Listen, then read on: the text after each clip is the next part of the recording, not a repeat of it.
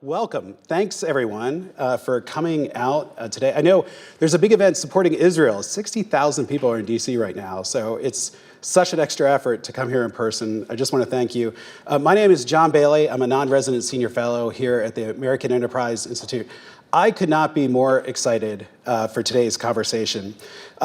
We've gathered leading experts across industry, academia, and policy to help us better understand these rapidly evolving AI technologies and what they mean for education and the future of work. Sudhir Pichai, Google CEO, called artificial intelligence more profound than fire or electricity or anything we have done in the past. Reid Hoffman, the founder of LinkedIn and current partner at Greylock Partners, has said the power to make positive change in the world is about to get the biggest boost it's ever had. And Bill Gates has said that this new wave of AI is fundamental as the creation of the microprocessor, the personal computer, the internet, and the mobile phone. It was just under a year ago, it was on November 30th, that OpenAI released an experimental version of ChatGPT that soon captured the imagination of people around the world. And since then, we've seen an astonishing array of innovations with new models being released by Anthropic and Google. Microsoft is deploying AI as a co-pilot into many of its services, and we're seeing new startups every single day that are experimenting with different uses of AI in education. And these systems just keep getting better. If we had done this event a week ago, it would have been very different. OpenAI had just announced a whole new range of capabilities, including a tool that lets you build your own app. And we're going to show you some of that, what I did during a football game last Sunday in terms of using their tools to build a couple of tutoring apps. So we're going to show you that. And so we're already beginning to see creative uses of these tools in teachings and learning. AI can help personalize learning experiences, providing instant feedback, or helping teachers with their lesson planning. We're seeing education publishers embedding these systems and creating smart tutors for their systems. But AI also raises some difficult questions. These generative AI tools can persuasively provide incorrect answers, fabricating responses when they're uncertain. And critics warn that many advanced AI may amplify bias, threaten jobs, undermine truth, and weaken national security. It also introduces some new challenges and questions in education, concerns around how these tools might amplify bias within education and widen inequities. And also they can form new forms of plagiarism. And so today, the whole idea of this is to really explore what are the opportunities that new AI systems create for education and our workforce development? What do they mean for education? What are the best ways for policymakers to mitigate the risks without slowing progress or innovation? And are the warnings of existential threats warranted, or are they somewhat overblown? I'm excited to dive into these important issues. I want to thank you all for joining us. We have an incredible group of people, again, from academia. We have some policymakers. We have Roberto Rodriguez, who's just a good friend to all of us and a national leader at the US Department of Ed, who's going to talk to us a little bit about the Biden administration's EO, as well as their new OMB directive that is going to be so fundamental to thinking about AI issues in education going forward. But before I bring up Claire Zhao from GSV Ventures, I want to do a couple of housekeeping chores. First, we have some refreshments and beverages in the back. Help yourself at any point. We're going to have opportunities for Q&A throughout the day. And for those in your room, we'll cue you for how to ask questions. Those of us who are online, feel free to email Caitlin. Her email address is on the website for the registration for this event. Or you can tweet your questions using the hashtag GenAIAEI. And we'll fold your questions and pose them to the panel and to Roberto when he's here too. For those of you who are here afterwards, we invite you to join us for a reception. We actually had ChatGPT create a cocktail. And so I don't know if this is highly risky or experimental. We're going to find out. I think Bruno has offered to taste test for us too. But first, just to help us set the table, I'd like to invite Claire Zhao from GSV Ventures to come up. GSV, as many of us know, puts together this amazing conference with ASU every year called ASU GSV. Claire publishes the must-read newsletter on AI and education. She's going to talk a little bit about that. But I wanted to invite her up to just give us a little bit of an overview of the AI landscape right now, what she is seeing, and why she's so excited about this. And we'll use that as the baseline for the rest of our conversations today. So please join me in welcoming Claire.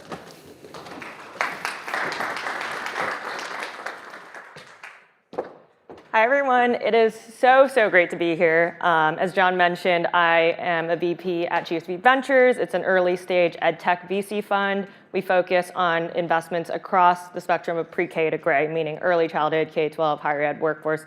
We see the entire spectrum. And we also host the ASU GC Summit. We've invested in companies like Coursera, ClassDojo, Handshake, you name it. I focus a lot of my time on all things AI. And we are hyper-focused on how AI can accomplish the mission of scaling education access and quality to all. And so in the next 10 minutes, or 10 to 15 minutes, hopefully we'll cover a ton in here, and this will be a good primer for all of you. But just to kind of level set in the room, how many of you would consider yourselves AI experts, meaning that you've built with some of this tech and coded with AI before? Great, great. And I think like the majority of us, including me, how many of you have played with ChatGPT, are excited about it, but still don't really know what this means for the state of education? Me as well. Cool. Well, there's a lot to cover, but before I dive deep into all of this, I want to kick off with an anecdote and take us back to 1973. When the Scientific American conducted a study measuring the locomotive efficiency of various animals, ranking them from most efficient to least efficient, meaning that measuring how much energy it took for an animal to get from point A to point B in relation to their body mass, et cetera. And what they found was that this bird called the condor was the most efficient. With one flap of its wings could go miles and miles. Humans, expectedly, ended up in the middle of the list. But there was a twist to this study. Someone decided to add a new species to the study and added human on a bicycle. And what they found that human on a bicycle blew away all other animals. And it's a very, very simple story, but I like it because it tells us a lot about us as human beings, that we are inherently tool builders, and that with a little bit of tooling, we can go a long way and amplify our inherent abilities. This is also a story that Steve Jobs often referenced in his early days at Apple. And he compared the computer to the bicycle for the mind. And so today, we'll be exploring how, if the computer is a bicycle for the mind, what will become the bicycle for a human with an AI? And so fast forward to today, 2023, ChatGPT has captured the public imagination, the minds of the public. And it has taken just 2 months to reach 100 million users.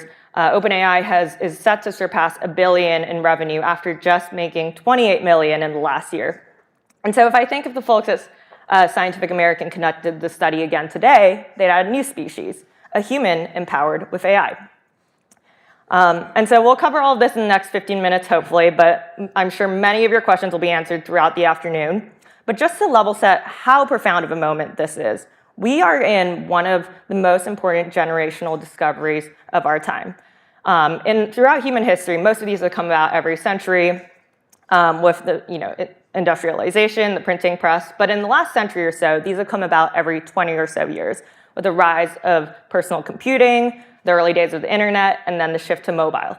We are now in one of these massive technological paradigm shifts that is going to disrupt absolutely everything, including massive explosions in worker productivity, disruptions in incumbent businesses, and for me as an investor, exciting new generational companies and opportunities. And so to give you a high-level overview of what AI is, I want to make sure that we all know that this has existed in our lives for a while. This is not something that is new and scary. It exists in your phones in the form of facial recognition every time you open your phone, in Siri. Every time you use Gmail, autocomplete uses AI technology.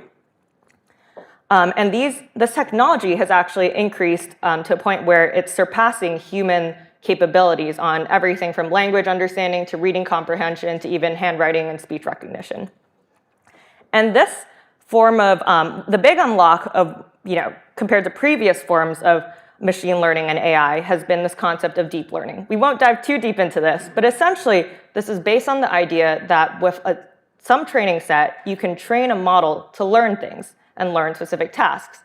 And this is based off the idea that you can build a neural network. These neural networks are loosely based off of the way that the neurons in your brain connect.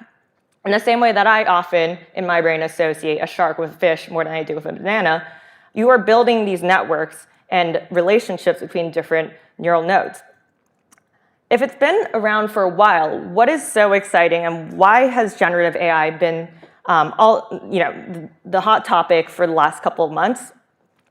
Well, really, the big difference is that what we had before were really, and this is obviously an oversimplification for the more technically astute folks in the room, but what we had before were very simple models that could be trained on a very specific data set. And you could think of these as one model equal to one task. So if I gave a ton of images of cats and dogs, I could train a model to differentiate what was a cat, what was a dog. However, these models didn't do well with large training data sets. They couldn't do generalized tasks, and that's where large language models came in. If you gave it adjacent data sets, it would get confused. It wouldn't know how to sort or how to cluster data. And so that's where these foundation models that we've been hearing about have come in. The big unlock here is the ability to plug in the entire corpus of the internet, all of our Wikipedia articles, podcasts, articles, you name it. And even just looking at GPT-3, which is the small guy on the screen, that's trained on 300 billion tokens, meaning fragments of words, and 170 billion parameters. And so to pare back the complexity of this, I'm sure a lot of you in the room have heard of complex phrases like, or words like tokens, parameters. But the math behind these models are actually quite simple and based on concepts that all of you have learned in high school statistics, just compounded billions of times using super intelligent computers over and over again. What these models are really just taking in context, based off of that context, assigning probabilities to different candidate words or candidate tokens, and then creating a prediction based on that. So essentially, these models are predictive engines in their simple forms. And so to run a quick exercise, does anyone know the answer to the largest city in the United States? What? Population? Geography? Population. New York, right. And that's because you all know this because this is stored in your brain. You are all intelligent beings. How AI gets this answer is not because it's intelligent yet, but because it's able to find in this corpus of internet that it's ingested, it's able to assign probabilities to all these candidate words and decides that new has the highest probability when you look at associate words of largest city, United States. It assigns 95%. Naturally, with new, York comes at an even higher percentage rate, and eventually it lands on New York City. And what this tells you is that AI is really just developing a statistical understanding of the world. And you can see how this applies to images, other modalities, videos, audio. It essentially develops a statistical understanding of our world, the way that which pixels look right together, what phrases make sense, what type of tone is associated with different styles. And so this has unlocked a massive amount of foundation models for people to build on top of. This is really important because it means that any of us in this room and any startup can now build on these foundation models that OpenAI or Anthropic can provide. The best way to think about these are thinking about them kind of like your neighborhood handyman. They're very smart, they've been exposed to a lot, they know a lot of different situations, but they're not necessarily who you call to for very specific domain and industry-specific tasks. And that's where you call for your interior designer, your plumber, your electrician. That's what people are building on top of these foundation models. In the same way that it's easier to upskill a plumber to become an electrician, you're doing that and you're training these foundation models and fine-tuning them on specific domain knowledge, such as medical knowledge, education knowledge, legal knowledge to build applications. And so some of the two, I think, just to show you some visual examples, in the imaging space, we've seen a lot of advancements here. Just about 9 years ago, we couldn't even create a pixelated image of a face from text to image. Now we can create entire scenes with just a simple prompt, and you can actually even do this in ChatGPT now. In the video space, a similar story. Now you can generate a video with nothing but words. No driving video, no input image. Gen 2 represents yet another major research milestone and another monumental step forward for generative AI. With Gen 2, anyone, anywhere can suddenly realize entire worlds, animations, stories. And you can see how this translates into the gaming space, the audio space. In many ways, there is a very near future where any of us could create a Roblox game with just one person. And so taking a step back, what does this all actually mean for us in the room, for the future of education and work?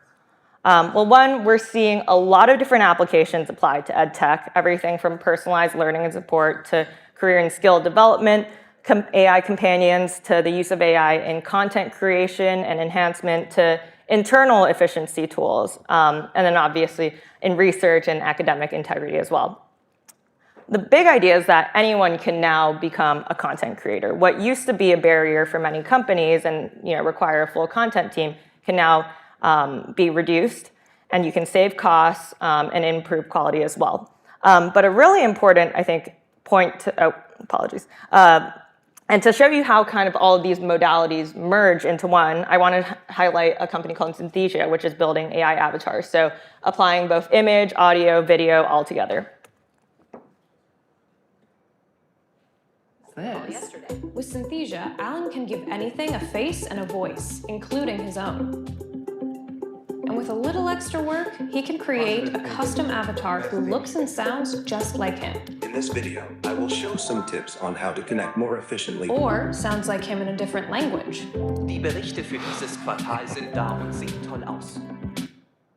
And all of this used to take a full team, many hours, and now it can be done with one person. And what's important to emphasize is that this Gen AI revolution is not just about people creating just about creation, but rather the ability for AI to assist us, to help us get unstuck, to improve our existing work. And as I mentioned, we no longer have to trade off between quality, cost, and speed. Another big trend is the fact that we now know that education can finally move from one size fits all to one size fits one. We can move away from the factory model of the delivery of education and a truly personalized learning for every child and make that easier for every teacher in the classroom as well. And then another interesting, I think, trend that we like to focus on is the idea that you can now actually talk to machines for the first time. So if you look at our history of interactions with computers, that's largely been unnatural in the form of using keyboards, mouses, but for the first time ever, we can talk to machines in the way that we would talk to other humans, and they can also interpret the world in the way that we see the world. If you look at some of the developments with GPT vision, for example, AI can now see and hear. And so this means that every student, every learner, every professional can now have a personal tutor, a coach, a mentor that can see the world and can interpret the world the same way that they do. And then finally, I think this is a common trend that most people have been seeing, but we'll probably likely see an AI co-pilot for every role. So we'll see an AI co-pilot focused and verticalized for medicine, for legal, for teachers. And we're actually seeing this in classrooms as well with companies like Conmigo or Magic School, which have built AI co-pilots for educators that embed AI in the flow of work for teachers, for admin. And I think a really important note is that AI is not only helps us with automating a lot of the more manual or menial tasks in our workflows, but actually an amplifier. We think of AI as augmented intelligence as opposed to just purely artificial intelligence. Recently, a study done by BCG and Wharton found that actually AI was the great skill leveler. So they conducted a study by empowering BCG consultants with AI tools, and what they found was that they saw the biggest gains in those who had entered the study as low performers. And so it's exciting to see what this means for system-wide productivity gains across enterprises and administrations and institutes. And I want to end with the note that we've been here before. I think a lot of people analogize the current moment to the way that math teachers were dealing with calculators. What if it means that kids can no longer do math? We've also seen this with Wikipedia, the internet. Kids will use these platforms regardless of whether or not we tell them not to. And I think it's really important to be able to embed that and implement it in classrooms so that they are prepared for a future where ChatGPT is pervasive in their workplaces. Another important thing to note is that today's AI is actually the worst AI you'll ever use. In the next year, for example, Google's coming out with a Gemini model. Apple is supposedly coming out with its Ajax model. So there are a lot of exciting developments to come, and we are very much so in the early innings of AI. And so, I just want to end with a note on how profound this moment is and the fact that AI is truly going to disrupt everything. This is one of the biggest opportunities for us to tackle humanity's biggest problems, everything from climate, medicine, education. And if AI becomes or if the computer is a bicycle of our mind, AI could very much so become humanity's cognitive GPS. So thank you.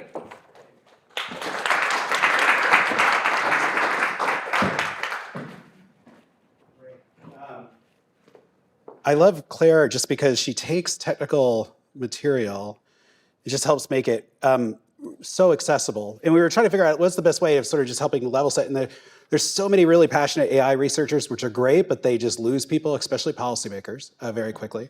But just so appreciate, and we're gonna bring Claire up in a little bit too for some Q&A. The one thing, just on picking up where Claire left off, what I have found is that this technology, using an education metaphor, is better shown than told. And what we're finding, at least, in a lot of our work with AI, is that people have varying degrees of experience with it. So how many people have used free ChatGPT? So almost everyone. How many people are doing the GPT Plus, paying 20? Okay, so that's actually higher than a lot of it. How many people have used Code Interpreter? Well, that's actually insanely high. And then how many people have used Visual GPT? Not Dolly, but Visual. All right, so that's actually a handful. The problem with this is like all these capabilities that people have had experiences with shape a little bit of how they come into policy conversations or just practice conversations. And so what we wanted to do is just give you a couple of examples of how this technology sort of can play out in different types of education or public policy settings. The first is just that question about free GPT or GPT Plus is so important because it really is several X better responses that you get through paid GPT, GPT-4. That's the green. So this is a bar graph of human intelligence exams, AP exams, high school exams, the bar exam. And you could see that exams that GPT 3.5 failed, GPT-4 is passing. So in an academic setting, we would say that's amazing academic growth, right? This would be an all-star student going from 3 to 4. We see the exact same thing with some of Google's models. This is their medical model. In December 2020, it could not pass a medical licensing exam. And 2 years later, it was passing with 86. And so the takeaways from this is going back to one of Claire's, the progress and innovation and improvement is just astounding. And things that ChatGPT or Bard or Anthropic can't do now, likely can do in a few months. It's doing things now that we didn't think would be ready for years ahead of us. And so the key, I think, to unlocking, whenever I talk to people and they've had a bad experience with one of these LLMs, I think it's because of their mental model. They approach it almost like a search engine. And when you think of a search engine as a little bit like a librarian is very helpful, it's very earnest, it goes out and you want to learn something about John Bailey, it goes out and says, I think this is something that answers your questions about John Bailey. The way to think about these LLMs is having hundreds of interns in your pocket. And interns can do a whole bunch of different things. They can analyze, they compare, they can write, they can do data analysis. But just like an intern, they're also prone to making mistakes. And so that's the reason you always need to review LLM sort of outputs is because they can make mistakes. But the key to sort of thinking about a really good prompt in one of these LLMs is what would you email your intern? What would you ask your intern to do as an email? If you cut and paste that as a prompt, I mean, 8 times out of 10, it's going to get it mostly right. And we'll show you a little bit of the ways that can look. Now, sort of the gateway into using all this, we've all had one of these LLMs write us a rap song, a poem. A group of us, when we were preparing for this, had it doing haiku. This is explaining the theory of relativity in the style of Elmo. And this goes a little bit to what Claire was saying. Not only does it know something about the theory of relativity, but it knows a little bit about how does Elmo talk? What is the style of Elmo? And it does a pretty amazing description of the theory of relativity in the style of Elmo. It means Elmo can be your tutor. We also know that this could be a huge productivity booster for teachers. This is using just plain ChatGPT, going through some lesson planning in the state of Virginia around fractions. And I'm going to just say, write a lesson plan for the standards of learning in Virginia, 6.1 for math, and it's doing it in sort of real time. We're going to have it complete the lesson, and then we're going to ask it to do a worksheet for us, and it will produce the worksheet. You can see for the first time, we may actually have productivity tools for teachers. We've seen so many surveys, AI has covered it, Center for American Progress has covered it, where teachers are spending less and less time actually working with students and more time doing paperwork and planning. And there's a huge chance here to have some productivity, a co-pilot for teachers. Here's another, I'm just gonna ask it to give 5 real-world examples, and now it's giving me fractions for cooking, for construction, for sports, for financial transactions, and for medical diagnosis. Are these the best? Probably not. But is this an amazing first draft for a teacher to add some teacher magic to? Absolutely. And then we're gonna have it translate it into Spanish. So all that took about 1 minute and 23 seconds. And you could just imagine this taking workload off of teachers so they have the chance to spend more time with students. One thing, and this came out last week, ChatGPT now gives you the chance to build your own apps. Which is amazing. You can program a prompt, you can give it some documents, and then every single time someone uses that app, it goes to the documents, it's sort of fine-tuned on it. So I wanted to take that lesson plan, and remember when we talked about bias, well, there's a lot of different types of bias. There's racial bias, but there's a pedagogical bias too. How do we know that the lesson plan that these LLMs are producing is the best type of pedagogy? Well, what I did here is I took all the What Works Clearinghouse practice guides. These are 100-page documents, PDFs that tell teachers what they think is, where researchers and experts say is the best way of teaching a subject. I put it into this, and then now what it means is every single time this generates a lesson plan, it's pulling and informing from the What Works Clearinghouse as a way of driving that. Well, you can also do this to create an adaptive tutor. So Teddy is my Bernese Mountain dog. And so we have Teddy the tutor, and what we're doing is the prompt was, you're an adaptive tutor. I want you to teach me any subject in any grade, but I want you to connect the lesson to any interest I have. If it's Star Wars, if it's Taylor Swift, if it's Pokemon, and here it is, giving me a lesson in real time, connecting John 6th grade fractions and doing it all in Star Wars.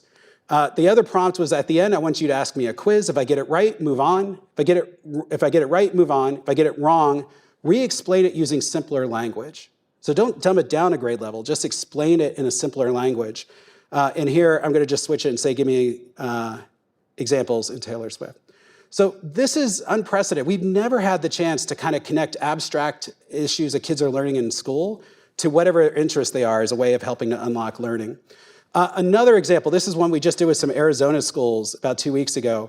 But they have a donation page. A lot of schools have this, where they're encouraging parents to donate to their foundation. And here we just asked ChatGPT to analyze their website based on something in marketing called call to action. Call to action we're all sort of familiar with. It's like what gets you to sign up for a newsletter or make a donation. And here it did an analysis of what was strong and also what were some weaknesses with their call to action around their donation page. And then we just asked our intern, make it better. And so it rewrote their whole page with language that made it friendlier. It also offered suggestions that seemed common sense. One was just like, what does a $10 donation buy you at the district versus $1,000? It connected it to real life experiences of the students. Again, this seems obvious, but it was something the school district wasn't doing. So it's, again, having an amazing marketing and donation intern to help maximize donations for schools. This could also be used to help with government benefits. So this is another example using the GBT tool that just came out last week. Arizona has education savings accounts. We uploaded all the PDFs for the parent guides, the eligibility criteria, what is allowable uses of funds, put it in there and said, you're a friendly navigator that's bilingual, help parents navigate it. And this is what it produced. So I'm gonna give it my name, I'm gonna give it my child's name, and then it's gonna start telling me what is allowed in terms of eligible expenses. I'm gonna try to fool it with a Sony PlayStation, and it's gonna say, no, that's not an eligible expense. But all of this I did literally during 1/4 of a football game, and all of a sudden you have a much, much more friendly benefit navigator for parents. I mean, imagine if this was out during the child tax credit, imagine this during other types of tutoring benefits that parents are signing up for. It can just demystify and take these very complicated documents and make it much, much more accessible. Another thing, this is showing Claude, but this is where it can do amazing things with data analysis. So this is Virginia math proficiency data, and I'm gonna upload it into Claude, and then instead of doing pivot tables or Excel formulas, you just start asking it questions. So here I'm saying summarize student performance, and it's summarizing the Excel file. Then I'm going to ask it a question that, again, a superintendent or a state chief might ask, which groups had the largest gains? And now it's doing the calculations all in real time. We'll then ask them to calculate achievement gaps, but this is totally going to change the way that you engage with data. We all get these big, massive Excel spreadsheets that we want to do good things with, but often we need a data analyst or an intern or an expert to run all the different formulas for it. Now, all of a sudden, we can just start having conversations with our data. That can look pretty amazing in some important ways. This is 1 million cells of data with something called opportunity zones. This is census tracts. 8,000 census tracts were designated as opportunity zones. We uploaded the Excel, and now I'm just going to even say, I don't even know what to ask. What are some interesting questions that you can answer with it? And ChatGPT is coming up with some suggested questions in terms of general analysis, demographic analysis, economic. We'll just jump ahead. We'll ask it to do a chart comparing opportunity zone designations to non-opportunity census tracts and what were the differences with education attainment. We ask it to do a scatter plot showing it. Again, all of these having conversations with data in 1 million cells. This is going to really empower, I think, teachers with student performance data, with state chiefs, with other executives around it too. Now, visual AI, Claire ended there, and this is where ChatGPT and Google Bard can see. And so what does that look like? Well, you can give it a picture of your fridge and say, what are some recipes that you can make with the ingredients in the fridge? This is a true real-life parking sign in Washington, D.C. I think we've seen this in some urban centers where it is some sort of nested if-then statement as to whether or not you're allowed to park at that time on that day. You ask it to, it's noon on Tuesday, can I park here? And GBT said, yes. If you do get a ticket, GBT will write the claim to get you out of it. This I did on a flight. I just sent it a screenshot of the calculator that comes on your iPhone and asked it to write a computer program making the calculator, put it up on open processing, and had a working calculator. Is it perfect? No. But for 2 minutes of no coding experience, getting a working calculator, you can just sort of see the way this is going to lower a lot of the barriers to entry. Google just released this 2 weeks ago, where, again, it's using that visual with math. So this is available for any student right now, can literally see the equations and get mini tutorials on it or mini answers with it. The last example I just want to give you in terms of a new thing that's coming out is called Google LM, Google Notebook LM. The way to think about this is what are all these capabilities that sort of are out there right now? You have to go to ChatGPT or Bard. What happens when that starts coming to you? And so these are capabilities that are built around your drive, your Google Drive. And I do some work with direct air capture, so I uploaded my notes, uploaded some Department of Energy documents, and now I could just start having conversations with it, including how many projects were awarded. And I'm going to ask something that would take a lot of time to calculate, how many states did those 14 projects represent, or 21 projects represent? And it does the calculations right there. So in total, there are 16 states, and it gives me the states. All of this is from data that's not out on the internet, the general corpus. It's all sort of data that's existing inside of your Google Notebook. So imagine when this comes to Google Classroom, when teachers have this and can start asking questions about their student performance data. Imagine when students have this and can start building mini tutorials on their lesson notes. That's what's kind of on the horizon that I think is going to come in the near future. So we have some time. We're going to bring Claire back up, and we're going to have some time for some Q&A, and then we're going to go into a conversation with Roberto. But Claire, come on up. And let me just invite people in the audience. If you have questions, any questions for Claire or for myself before I ask Claire a few questions too. We have microphones too, so people online can hear. All right, we'll go to Jeff, and then we'll come to you. Yeah. Thank you. Hi, Claire. Good to see you. John, I agree that Claire is really good at making complicated stuff more simple, and I've now seen you do this several times. One thing about what generative AI is happening is the rate at which it's changing. Mm-hmm. How often do you have to update this as you have been doing this? It's actually interesting because we'll update a bunch of the slides in terms of capabilities, and I want to say OpenAI is by far the most impressive company I've seen just in terms of velocity of shipping new features. But actually, surprisingly, I actually used the basis of this deck way back in February of this year. So it is interesting because people will ask me, do you actually see a massive change in usage of AI? And yes, I do think on a consumer level, But in terms of how classrooms are actually changing and whether applications and companies are gaining strong retention and becoming sticky, I still think there are questions around that. And the fact that I can still use the basis of this deck, I think speaks to a little bit of the fact that we're still in the early days of this, and I think companies are still proving out whether or not they'll be sticky enough for consumer usage. Yeah, great question. All right, we have a question. Hi, Claire. Talk about your org too. Oh, hi. Hi, I'm Pat Young-Predit. I'm the Chief Academic Officer of Code.org. Thanks, John. Yeah, and Claire, you did an amazing job. I took a lot of notes in terms of how I talk about generative AI, so thank you. Yeah. I want you to time travel into the future 1 year from now and 5 years from now, and not talk about potential risks, but expected risks or expected negatives per AI in education.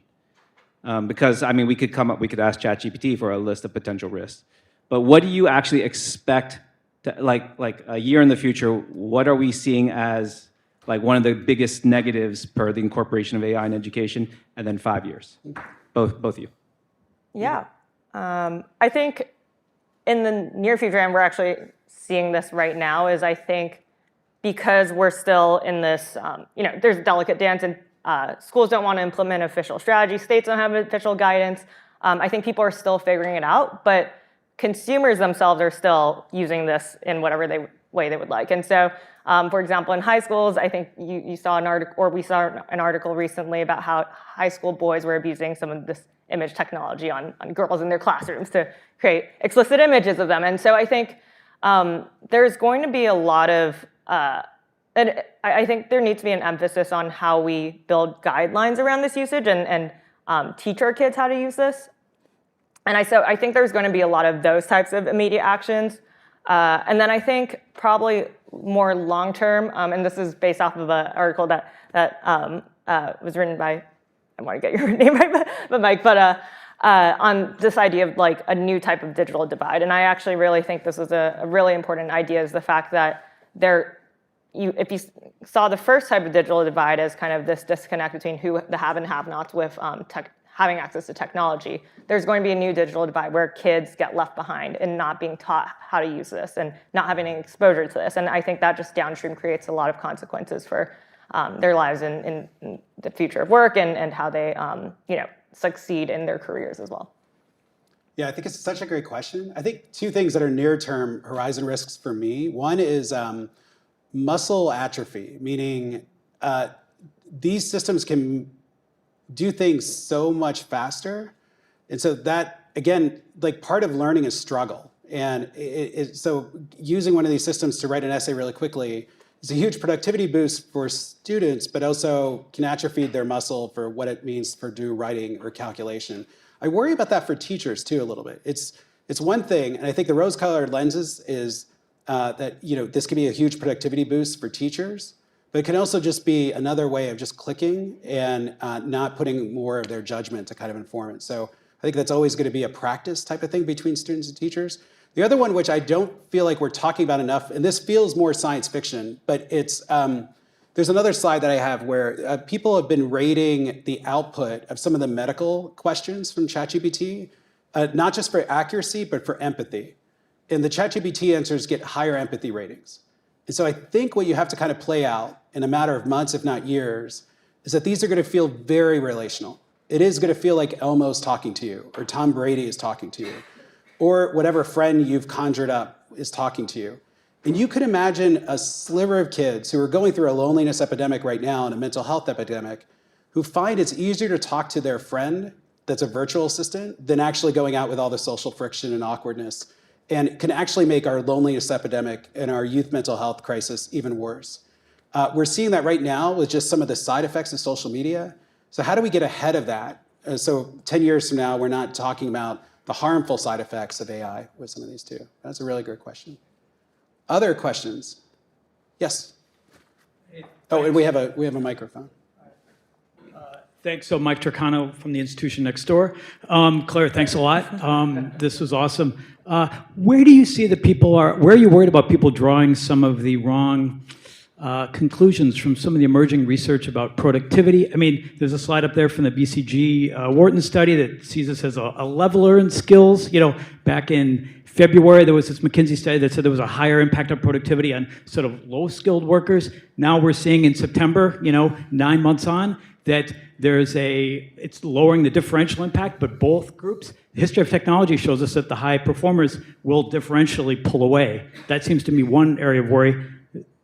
John, you mentioned that you know, if admin work becomes easier, it frees up teachers to do more teaching. It may free them up to do a lot more admin work. Yeah. So where do you see that there are sort of that we should be worried about some of the, I guess the early conclusions we're drawing from some of this research that people are doing really, really quickly? Yeah, I think what you mentioned at the end, I think a lot of people are saying that, you know, we can finally achieve, we can do less admin work and we can finally have a 4-day work week, but time and time again, we see with any technology that when you introduce it and people become more productive, there are great productivity gains, but people still end up working the same amount. So I think we'll probably see that. I think to John's point, I think there have been a lot of or I don't know if there have been results here yet, but I do think there is this narrative that, you know, AI can be a solution to the loneliness pandemic that we're seeing and provide a lot of AI mental health solutions. But I still think there are a lot of questions around how we actually implement that properly. You know, with a lot of these models, they are still largely black boxes that we have a lot of times no control of what output they give out. And so in those cases, how do you regulate something like that? How do you make sure it's not, you know, in adverse cases, telling a kid to do something they should not? And so I think the narrative that this is going to fix, you know, youth mental health and give us all these AI companions and everyone's going to be happy, I do think there are a lot of questions there. Yeah, I'll just say, I mean, this is so new. So to have, I mean, there's 3 studies that have come out. This one with Ethan Molek, who has an amazing Substack too, called One Useful Thing. He is the guy that almost all the AI CEOs watch. So they release these tools and they see how Ethan uses them, and he does incredible things with his prompts. And he did this study with BCG. It mirrored another study from MIT, and it's mirrored a couple others. It takes, again, sort of workers that were the lowest performing and boosts them up a little bit. It gives higher performing workers a boost. I wonder, extrapolating that back, what does that mean for education? I wonder, we've always talked about students are entering a higher skilled world. It feels like that has been accelerated with this, that the jobs they're going to be entering are going to have these AI tools. The AI tools are going to help automate some tasks, but it means they're going to need a higher level of cognitive tasks. It's the prompts, it's the way you ask questions. So just being able to analyze 1 million cells of Excel data is amazing. You still have to know the right questions to ask. You have to know the right test to give it. And that makes almost every single new data analyst job slightly higher skilled, every executive job slightly higher skilled too. All right, we're gonna go for just a very quick break to just reset the chairs. We're gonna bring Roberto up. Join me in thanking Claire. And Claire, tell people how they can sign up for your newsletter. It's literally just aieducation.substack.com. Yeah. All right, good marketing on that. Yeah, great. Join me in thanking Claire, and then we're gonna do a quick transition.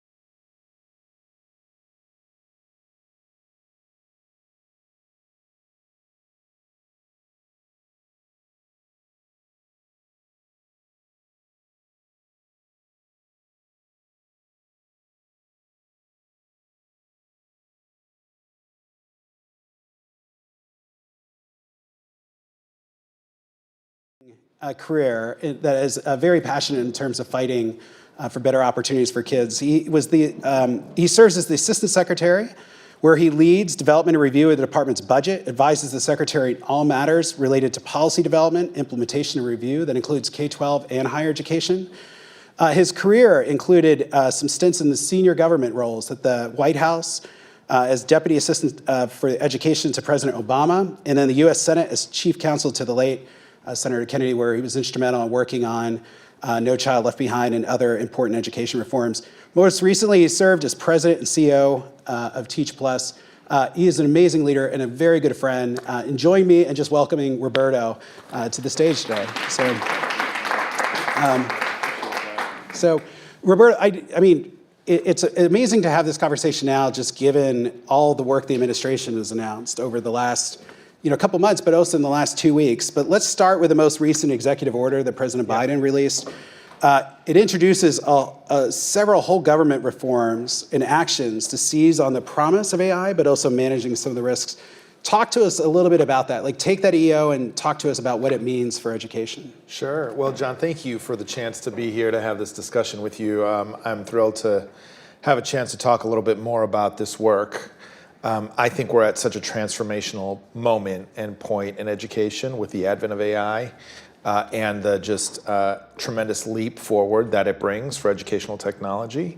You and I have had paths in government that have crossed, right? You've led at the Department of Education as well on educational technology.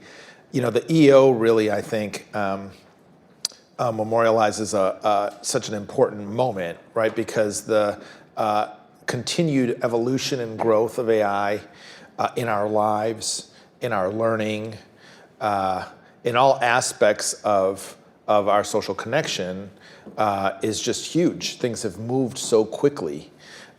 So we put forth a report at the U.S. Department of Education, AI and the Future of Teaching and Learning, back in May. And the EO actually tracks some of those pieces to task our department to develop greater resources and guidelines and policies for how AI might be utilized in our schools and in our systems. So we're taking that charge very seriously. It also looks across government to really deploy an all-of-government approach to making sure that we are maximizing the potential and minimizing and mitigating the risks and dangers that we might see with respect to AI.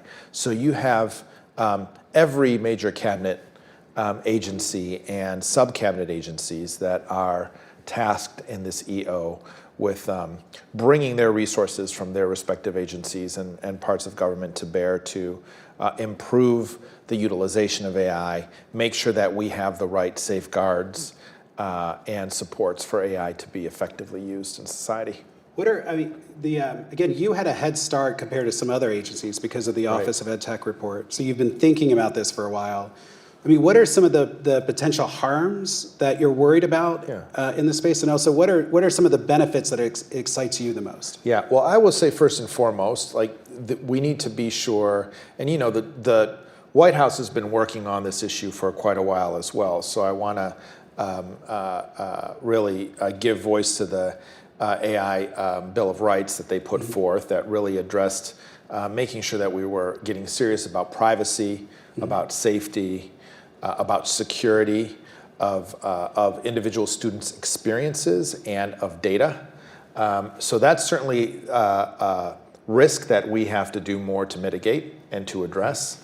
There are also our risks around how AI could be used potentially around bias and mitigating bias in AI, and making sure, first and foremost, our report focuses on humans in the loop and the important role of educators in being active practitioners and curators and users of AI, right? So we reject the notion of an entirely machine-driven learning experience, absent educators or a more formal learning environment, absent the opportunities that we know young people need to connect to others around them to support social and collaborative learning.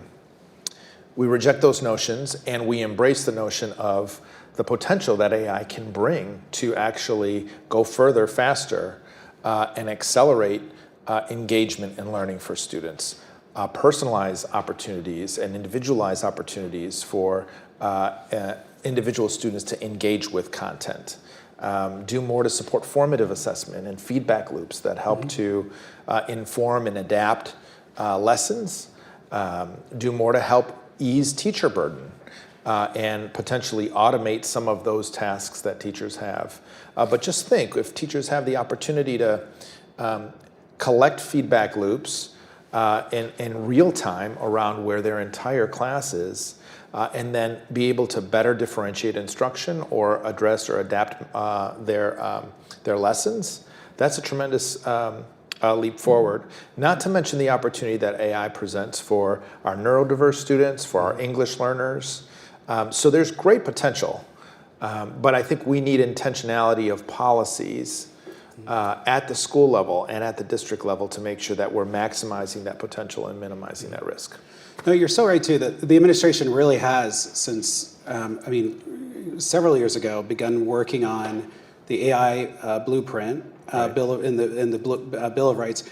And also, we were just talking about risks, and NIST, I know, has come out with a risk framework that has generated a lot of bipartisan support. I know, talking to Republicans on the Hill, they seem enthused by it. Democrats on the Hill seem very enthused by it, because it helps break down different types of AI uses based on the risk in terms of their outcomes. But can you talk a little bit about that and how that's shaping your thinking? Sure. I think it's, that NIST framework has the opportunity to really follow the full life cycle of what AI could look like, and to help to, again, on a voluntary basis, in a user agnostic manner, and in a manner that is applicable regardless of where you're approaching that framework as an AI developer or in the marketplace more broadly. Opportunities around governing, around managing and measuring AI. We think that's an important framework for Congress to look at. We think that's an important framework. We're certainly taking that into account as we're thinking about the next steps beyond the report we put forth in May, to think about how we develop and support resources for the field to use. I don't think that you're going to see the department issuing a one-size-fits-all edict on what AI should look like in every classroom and in every school, but we certainly want to really over-attend to the importance of being intentional, right? We know that AI and AI-enabled tools are just not going to come about by happenstance. They really need to be curated and supported with the right policies and with the capacity of our school leaders, our principals, and our educators, the human capital that we need to make sure that AI is driven in the right direction. So, DC insiders, a lot of people paid attention to the EO, but DC insiders paid attention to what got released a couple days after that, which was a draft OMB directive, which is not the thing that makes the front page of the New York Times, but does land on every secretary's desk. And it's because it added some heft to this EO. It took some of the broad strokes of policy.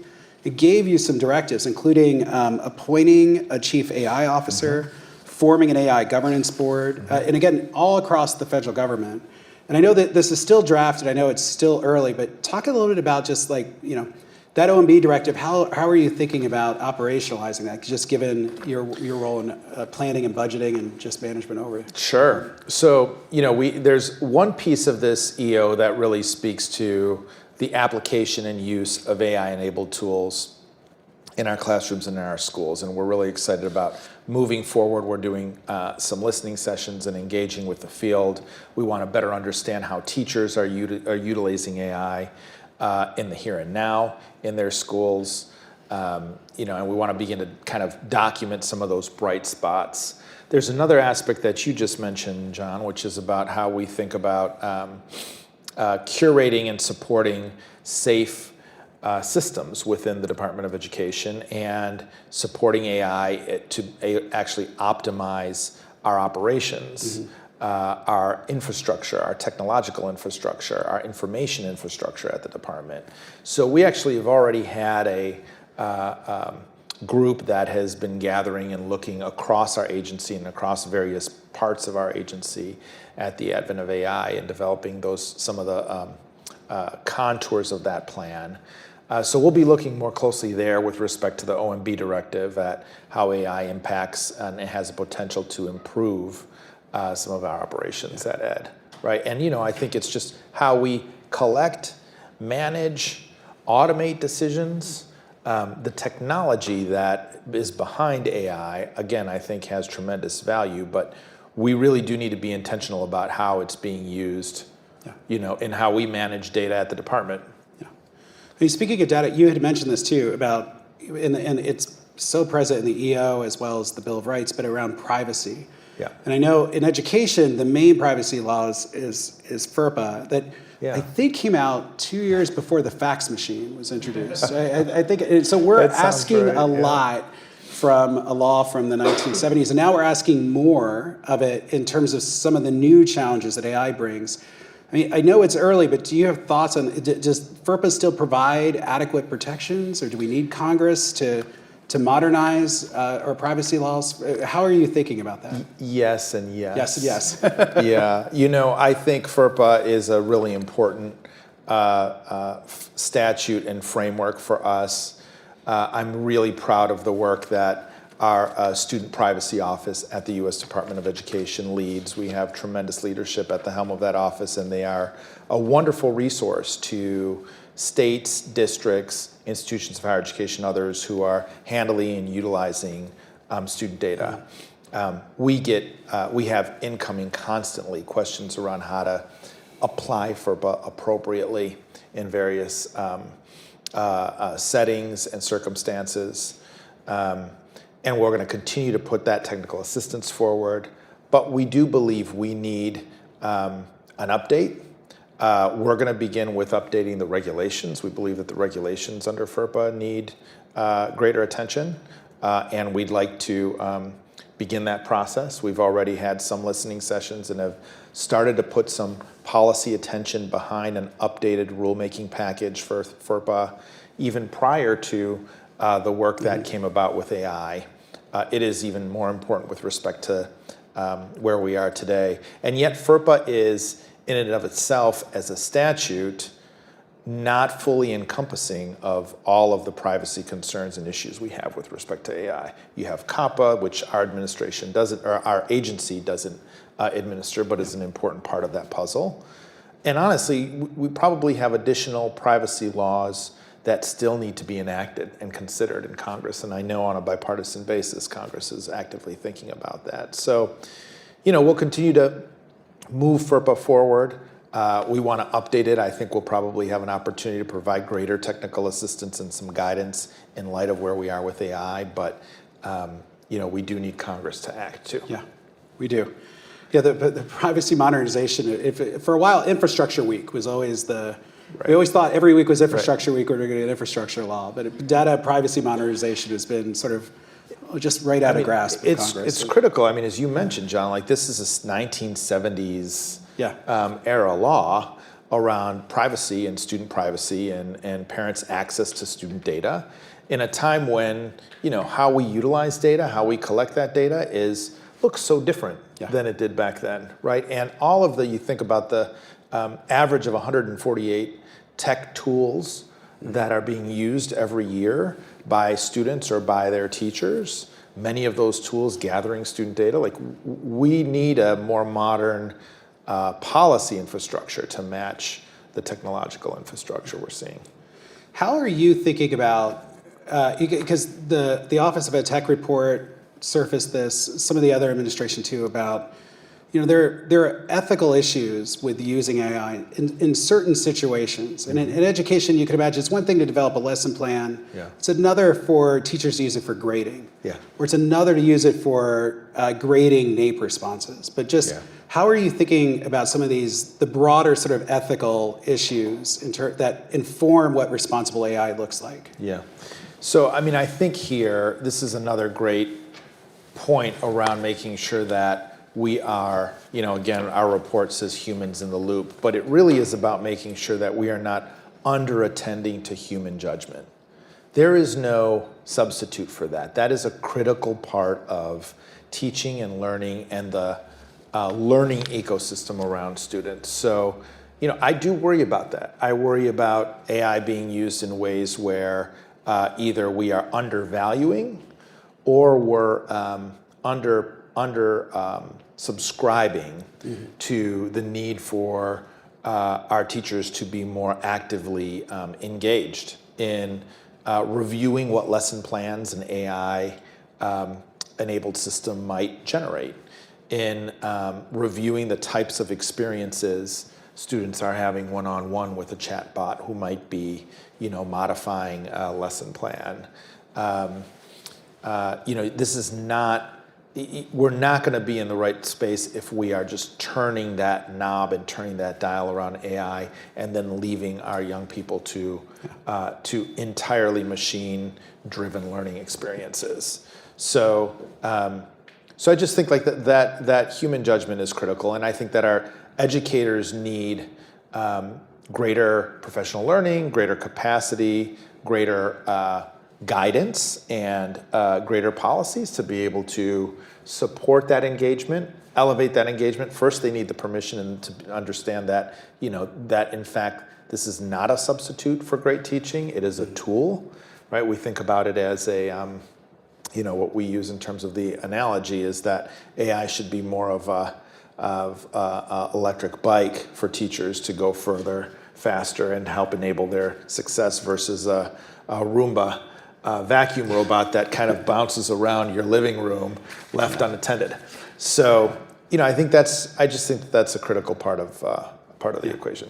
My Roomba needs an AI upgrade too. It never seems to always know precisely how to avoid the pile of dirt. Sorry, Roomba. I think they're not sponsors, and that's awkward.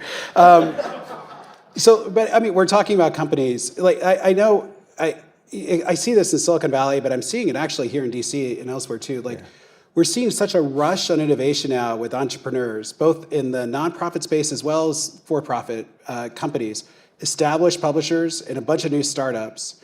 How would you advise them in terms of thinking about, again, absent sort of hard regulatory guardrails, what are some of the principles they should keep in mind for responsible AI as they're deploying new education tools and services? Yeah. That's such a great question. I mean, I get excited about the opportunity that this presents to really approach the development of new tools and of new products and of new ideas in a different way, in a way that where you really do have field leaders and technological innovators co-creating what that could look like alongside educators in real time. This technology is distinct from the past iterations of technological advancement that I think you and I have seen, John, in our respective roles as policymakers looking at ed tech. In that AI is present in the lives of our country, of our society, of the world, in a way unlike other. It's not kind of just these individual one-off ed tech advancements. So and I often think about this. You see some. I've had conversations with some educators who have said, "Well, I don't quite know what to make of AI. I'm not well prepared to really address it, so I'm going to sit this one out, and we'll see what comes next." And this is not one of those that you sit out, right? If you sit that out, your kids aren't sitting that out. Their lives aren't sitting that out. And in fact, like you're going to disadvantage and create greater inequities by trying to sit AI out. So I think that the opportunity for our developers and for our others in that industry is to think about how do we engage with educators, meet them where they are, and invite them into a conversation about how we think about AI development, advancement, refinement of AI tools. Again, this is also where R&D comes in, and you and I have talked about that as well before in the past, but it's how do we think about creating the types of structures that enable our educators to connect with researchers, to connect with developers in ways to test, refine, further develop and scale what works. And when you do that, building on the trust of educators and their lived experiences, you're going to have a better result. You're going to get a solution for learning that actually works in classrooms and works for students. You bring up research, which is in R&D. One thing the EO tasked was a lot of R&D efforts through NIST and through NSF. But the department, you've been leading on a number of really important R&D, not just on issues, but on approaches, on some high risk and potentially some high reward payoffs. Right. I know IES was just doing an auto grader score for math. I mean, but right. talk a little bit about just the R&D efforts that the department is kicking off. Well, I am really pleased, and a lot of credit goes to our tremendous leadership at IES, who's helping to kind of lead the way on our administration's focus here on R&D. I mean, one of the big things that recently came about. We're still waiting for an appropriations bill, by the way, from Congress. I have to get that in there. But the last appropriations bill that we received included some seed funding for NCAID, for National Center for the Advanced Development of Education Research. And I think there we have the opportunity to think about incubating and seeding more of a rapid cycle R&D infrastructure. We have to do much more to bring the D back into the research endeavor at the federal level. I mean, I remember when we put forth Ezra 20 years ago, and at that point, it was how do we think about establishing high standards, methodological standards around research in education, and really to approach the science of education and learning. Today, we have to think more about the advent of technology and the broader work around how we're refining and developing new solutions, and that's the R&D piece. So we're moving forward with the NCAID investment, and we hope to try to get more there from Congress. You have some of the test pilots that you mentioned in the math scoring and in the reading scoring, and we're seeing really promising results there with respect to machine-enabled scoring that actually has a lot of iterative reliability with human scoring. So that's, I think, a very encouraging sign. We want to do even more, right? I think as a department, we could spend more on R&D. We are at about 0.2% of our budget that's spent on the D. So, when you look at, that's a drop in the bucket compared to like what the Department of Energy or Department of Agriculture spends. Our health sector spends 17 times more on R&D than our education sector does as a country. So we can't expect to get different results for our learners if we are still doing the exact same thing. We have to be innovative. We have to adapt. We have to look at the research and look at the science. We have to experiment and try new things. We have to refine those techniques and strategies if we're going to get better results for kids. We actually had an NCAID meeting here, Yes. I think in February. I think it was. Remember that. We have a lot of people watching online, a couple hundred people watching online today who may not be familiar with like the shorthand of NCAID, but Yes. talk about why it's important. Because I sometimes encounter people who are just skeptical. Like, why is this an urgent need now when there's so many other competing urgent needs? Why is this particular type of R&D so important? So NCAID is an idea that really is adapted from DARPA, right? Which again is a different context, a different agency in the Department of Defense, and this is the agency that really created almost a place for incubation of new ideas that could be tested and developed and designed with outside partners. That's the other big piece of this, the invitation to others with expertise to come and partner with the government to develop new ideas and solutions. In the past, there were proposals to move forward on this type of idea, including in the Obama administration as well. You saw an ARPA-like incubation in other agencies. So other agencies have this capacity. The department currently does not, but we're starting to grow that a bit more, and NCAID's helped along the way. And that does not discount the importance of primary research. So I want to be clear that IES and our work around research needs to continue. We need to continue to provide space for those long-term, large-scale investigations. But we also want to create space to be nimble in trying new things, in building the evidence base, and building new solutions. And some of those larger, longer scale studies, they're helpful for determining things like, what direction should we go with third grade reading, for instance, right? And all of the research and science base there. But, if we're trying to develop a new way for engaging middle schoolers in algebra and helping improve math outcomes, which we know is such an important part based on the last NAEP, we have to be thinking about how to design and generate new solutions. So that's the type of thing that NCATE could provide at IES. Maybe one last question, then we'll invite you all to ask questions of Roberto. As long as it ends with a question mark, there's a question. We're about 2 weeks now, I guess, into the EO being live and the OMB directive. And if there's any sort of criticism that I've seen emerge, it's that it's so focused on minimizing the harms instead of maximizing the benefits. And I just wonder, at this moment, what you just mentioned, NAEP that showed we just lost 2 decades worth of progress that we had made in math scores.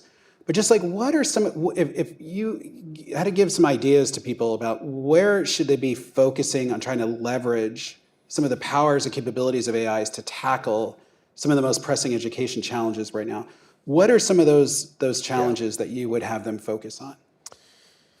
Well, so I would say, first just to the EO, it is a really important call around the privacy and the safety and the security as it relates to AI. And we would like to see Congress do more to strengthen that infrastructure. But I think the EO sends a clear message that the federal government is not going to wait. We have an important responsibility across our agencies to do more here, and certainly at the Department of Education, we are taking that very seriously.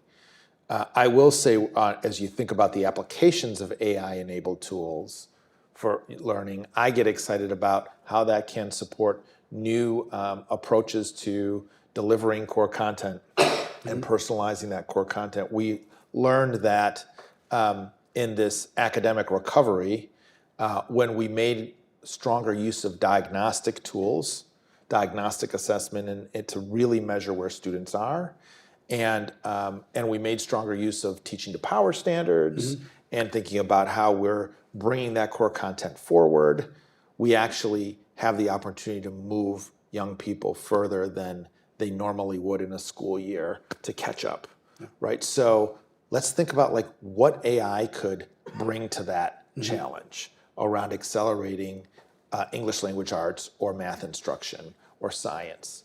Let's think about what AI could bring to supporting more individualized and personalized learning experiences, what it could bring to students who are planning for their next career and for their college pathway, right? So if you think about that in the context of high school, where we're thinking about career-connected high schools, where every young person has access to career advising and to opportunities to earn early college credit and dual enrollment, and opportunities for workplace learning and experiences outside of their classroom.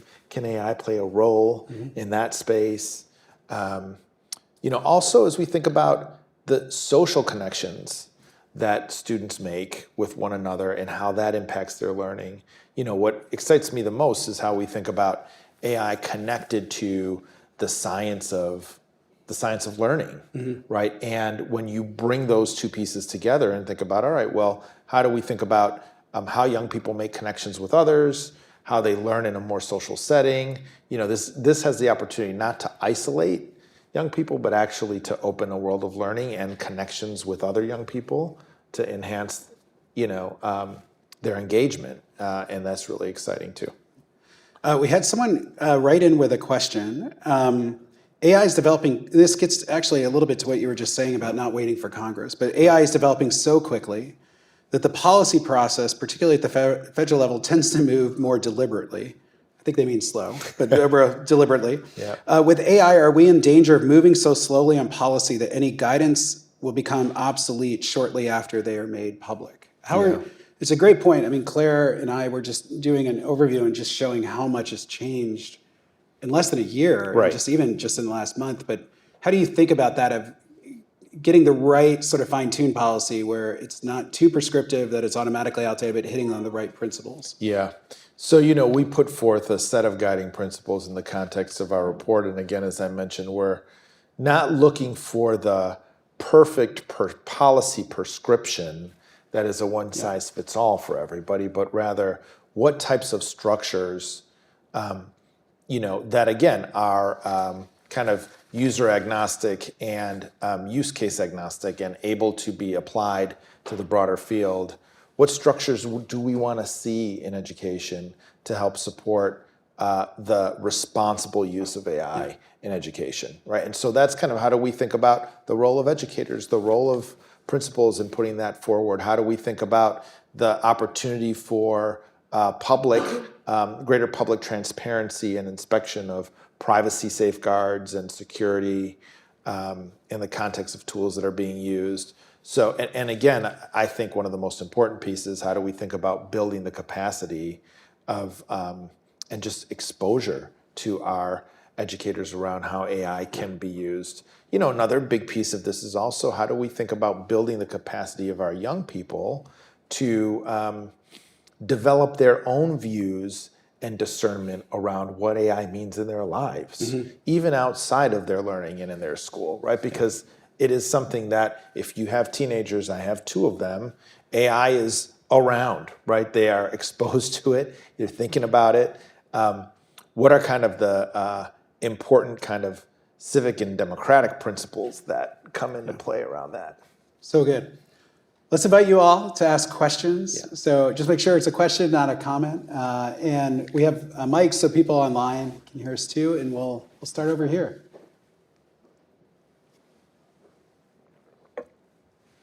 Hello, my name is Nate. I'm a policy fellow with code.org. I had a question about kind of like ensuring this concept of keeping humans in the loop, because while I hear so many people say it's it's a little something that's easier said than done in many ways, especially when we're dealing with tools that takes 2 seconds to produce a result.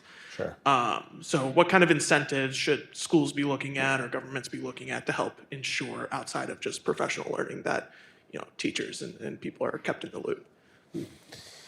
Sure. I think it's about making sure that there is not an invitation, but rather an expectation that human judgment and teacher judgment be part of the process of learning, right? And again, that is a little bit of just a fundamental pedagogical principle, but it is one that I think bears emphasis in this context, right? Because again, like very easy, you could imagine, turning that entire endeavor over to AI-generated lesson plans and AI-enabled tools and bots to help support and engage students in real time. And we have to make sure that our educators' judgment around what they know they're held responsible for relative to standards and grade level standards for teaching and learning in core subjects. Their methods for teaching and learning and pedagogy in the classroom, those have to come into full focus. Their judgment around mitigating bias. I do worry about, lesson plans that are populated with information that is just incorrect. We want to make sure that there is not a genesis of misinformation that gets repeated as part of application of AI that does not involve human judgment. So, I think any policy, I would certainly urge at the school level, use that as a foundational principle. It's interesting, even the companies have adopted a nomenclature that reinforces human in the loop. Microsoft calls it a co-pilot, not a pilot. You shouldn't be flying your plane, it should be helping you.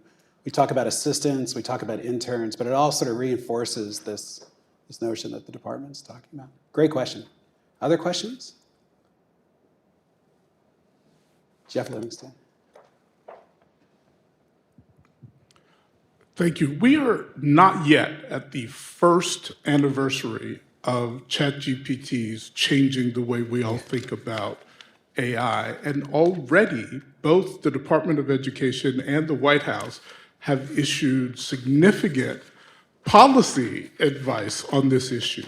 My question is, how have you made that happen so quickly? How have you amplified the voices of the people who know what they're talking about and gotten the bureaucracy to move at what to me looks like breakneck speed? Yeah. That's a great question. Yeah, thank you, Jeff, for that question. I will say that we got going on this work on AI before ChatGPT was announced, right? So, this was work that was well underway as we saw and had conversations with educators, with innovators, with those in the technology community. We knew that there were new products and new things that were coming on. I'm not sure I expected what a game changer things like ChatGPT would be for how we engage as a society. And again, as John's mentioned, the pace of change and of adoption and just of penetration of AI in our lives has been so rapid. We believe we have a real responsibility to begin fostering those conversations with our educators. And that's not to say that we have all the answers or that we're going to come out, that report was even the definitive mark of what AI should look like. That report should probably be updated soon, right? It was just in May. So we have a lot of work to do there. But, I think there's a resolve and a commitment, certainly at our Department of Education, to say that, we have a responsibility to be a partner with our field. The Secretary calls us to be a service agency first and foremost, with our local and state leaders, with our principals and our educators. So being that service agency means having this conversation proactively, being ready for that. It's a great segue to a question that just came in through Twitter. You mentioned wanting to engage educators in the development of paths forward for AI. Many educators aren't experts in AI. Right. So what is most helpful to hear from teachers to help develop sound policy?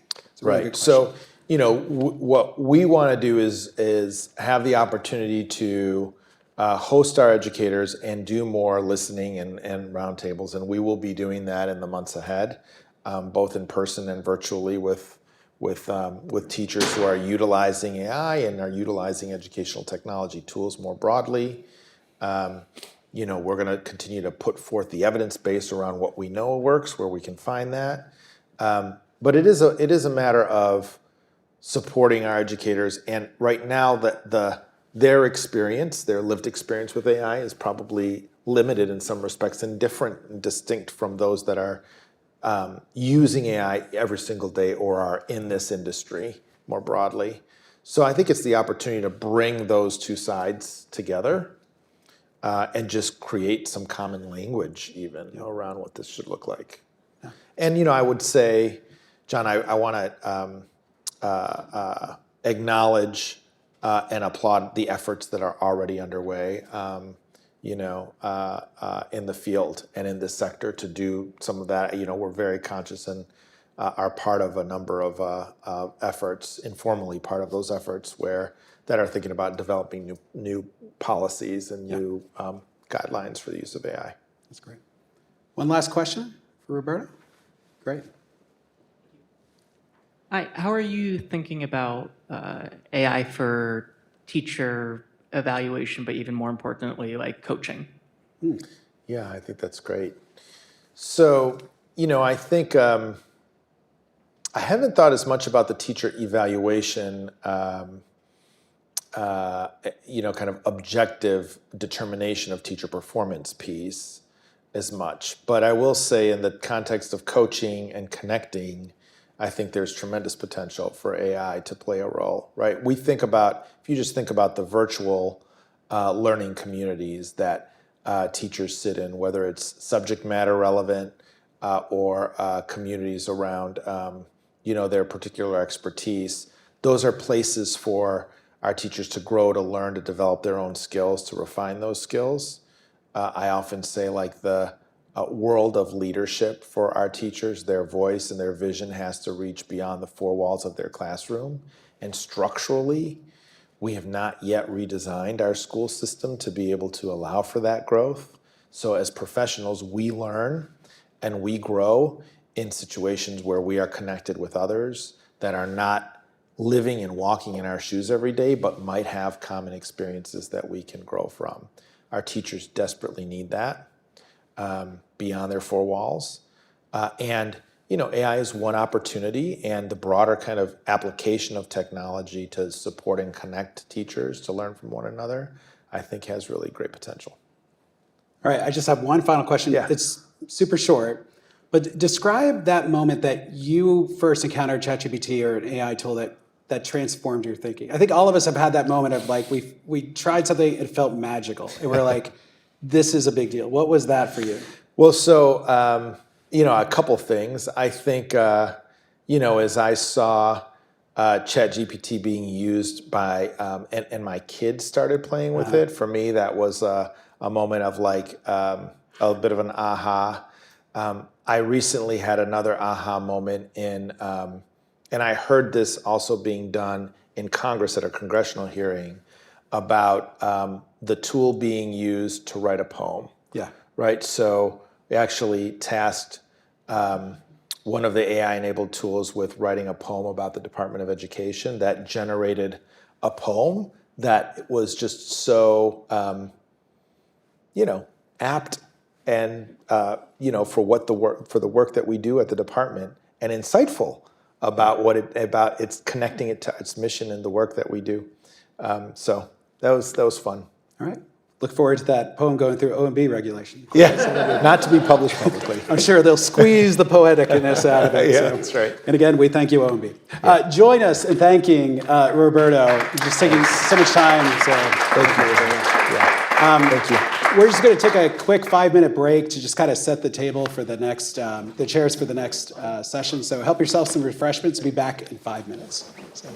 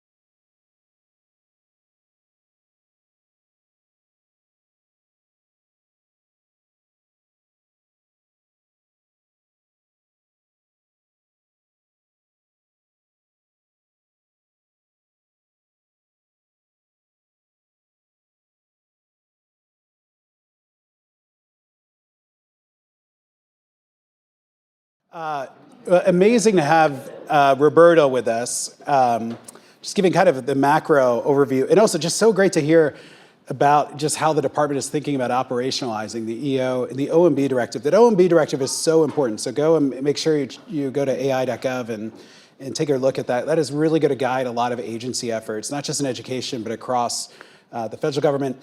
We now have an amazing panel to really dive into the K-12 issues and implications of AI. And so I just want to do very quick introductions. Their bios can be found online. Jeremy Rochelle, who's the executive director and leading a number of the AI work over at Digital Promise, also was instrumental in writing the guide that Roberto referenced that came out in May, I think. Is that right? We also have Kristen DeSerbo, who's the chief learning officer at Khan Academy.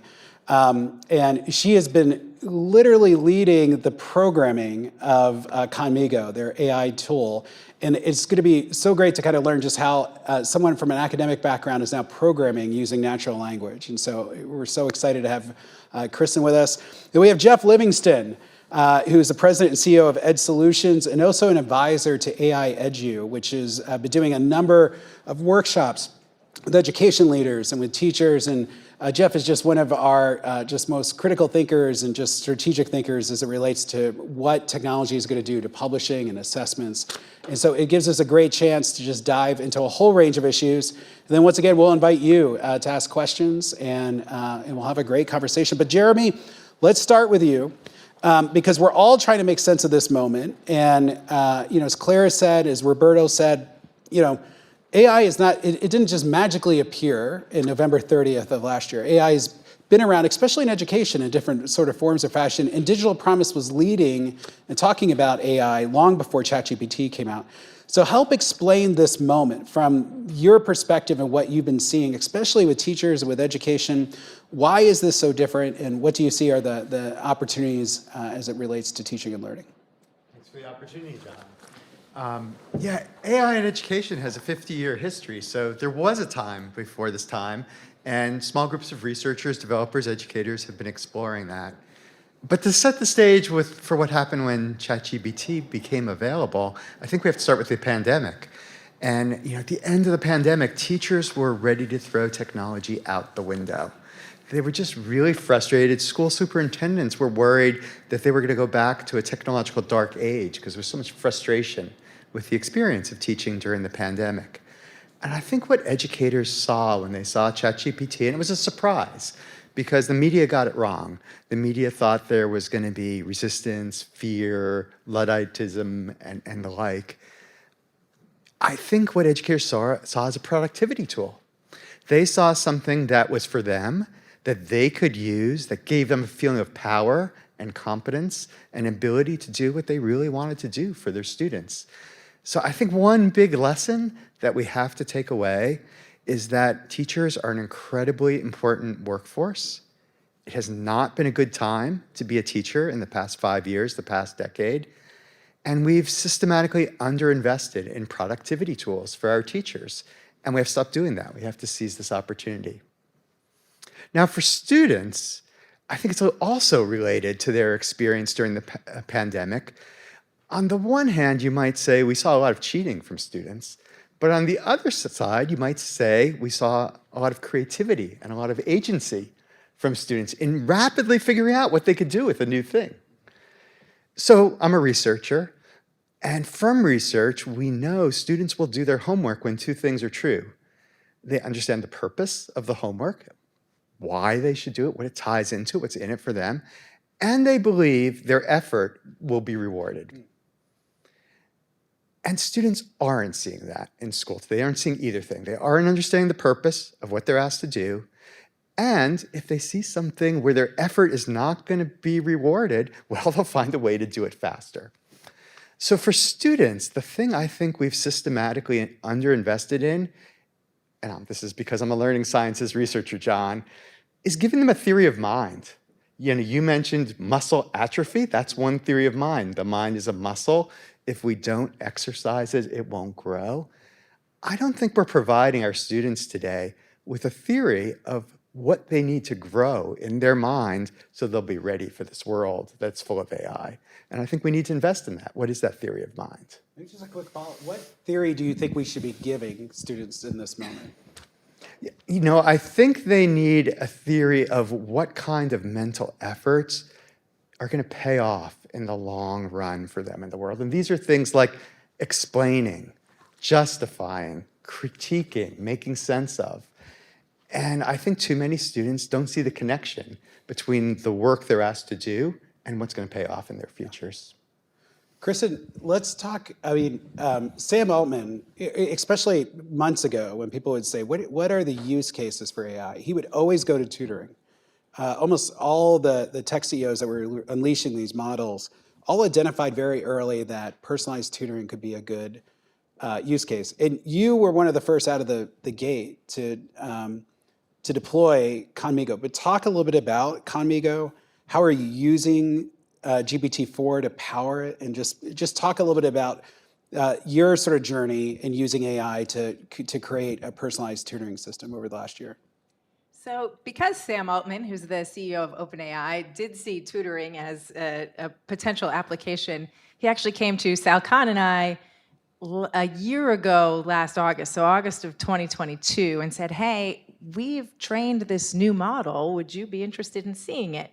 And Sal and I had kind of been, we knew what GPT-3 was. It didn't quite seem ready for prime time yet, but we said, sure, we'll take a look at it.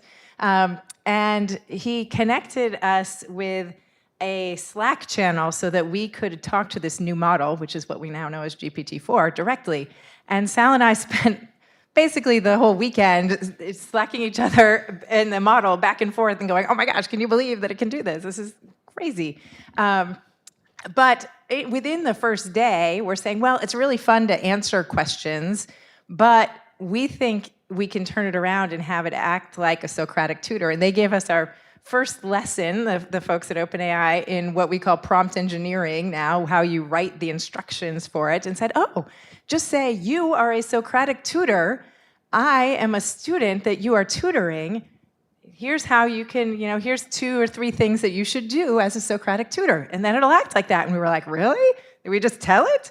Oh, yes, that's what you do. So we tried that and started working through it. And that was kind of the genesis then. We threw away our roadmap of things we were planning to build for the next 6 months and built the idea of Conmigo, which is the AI-powered tutor for students and assistant for teachers.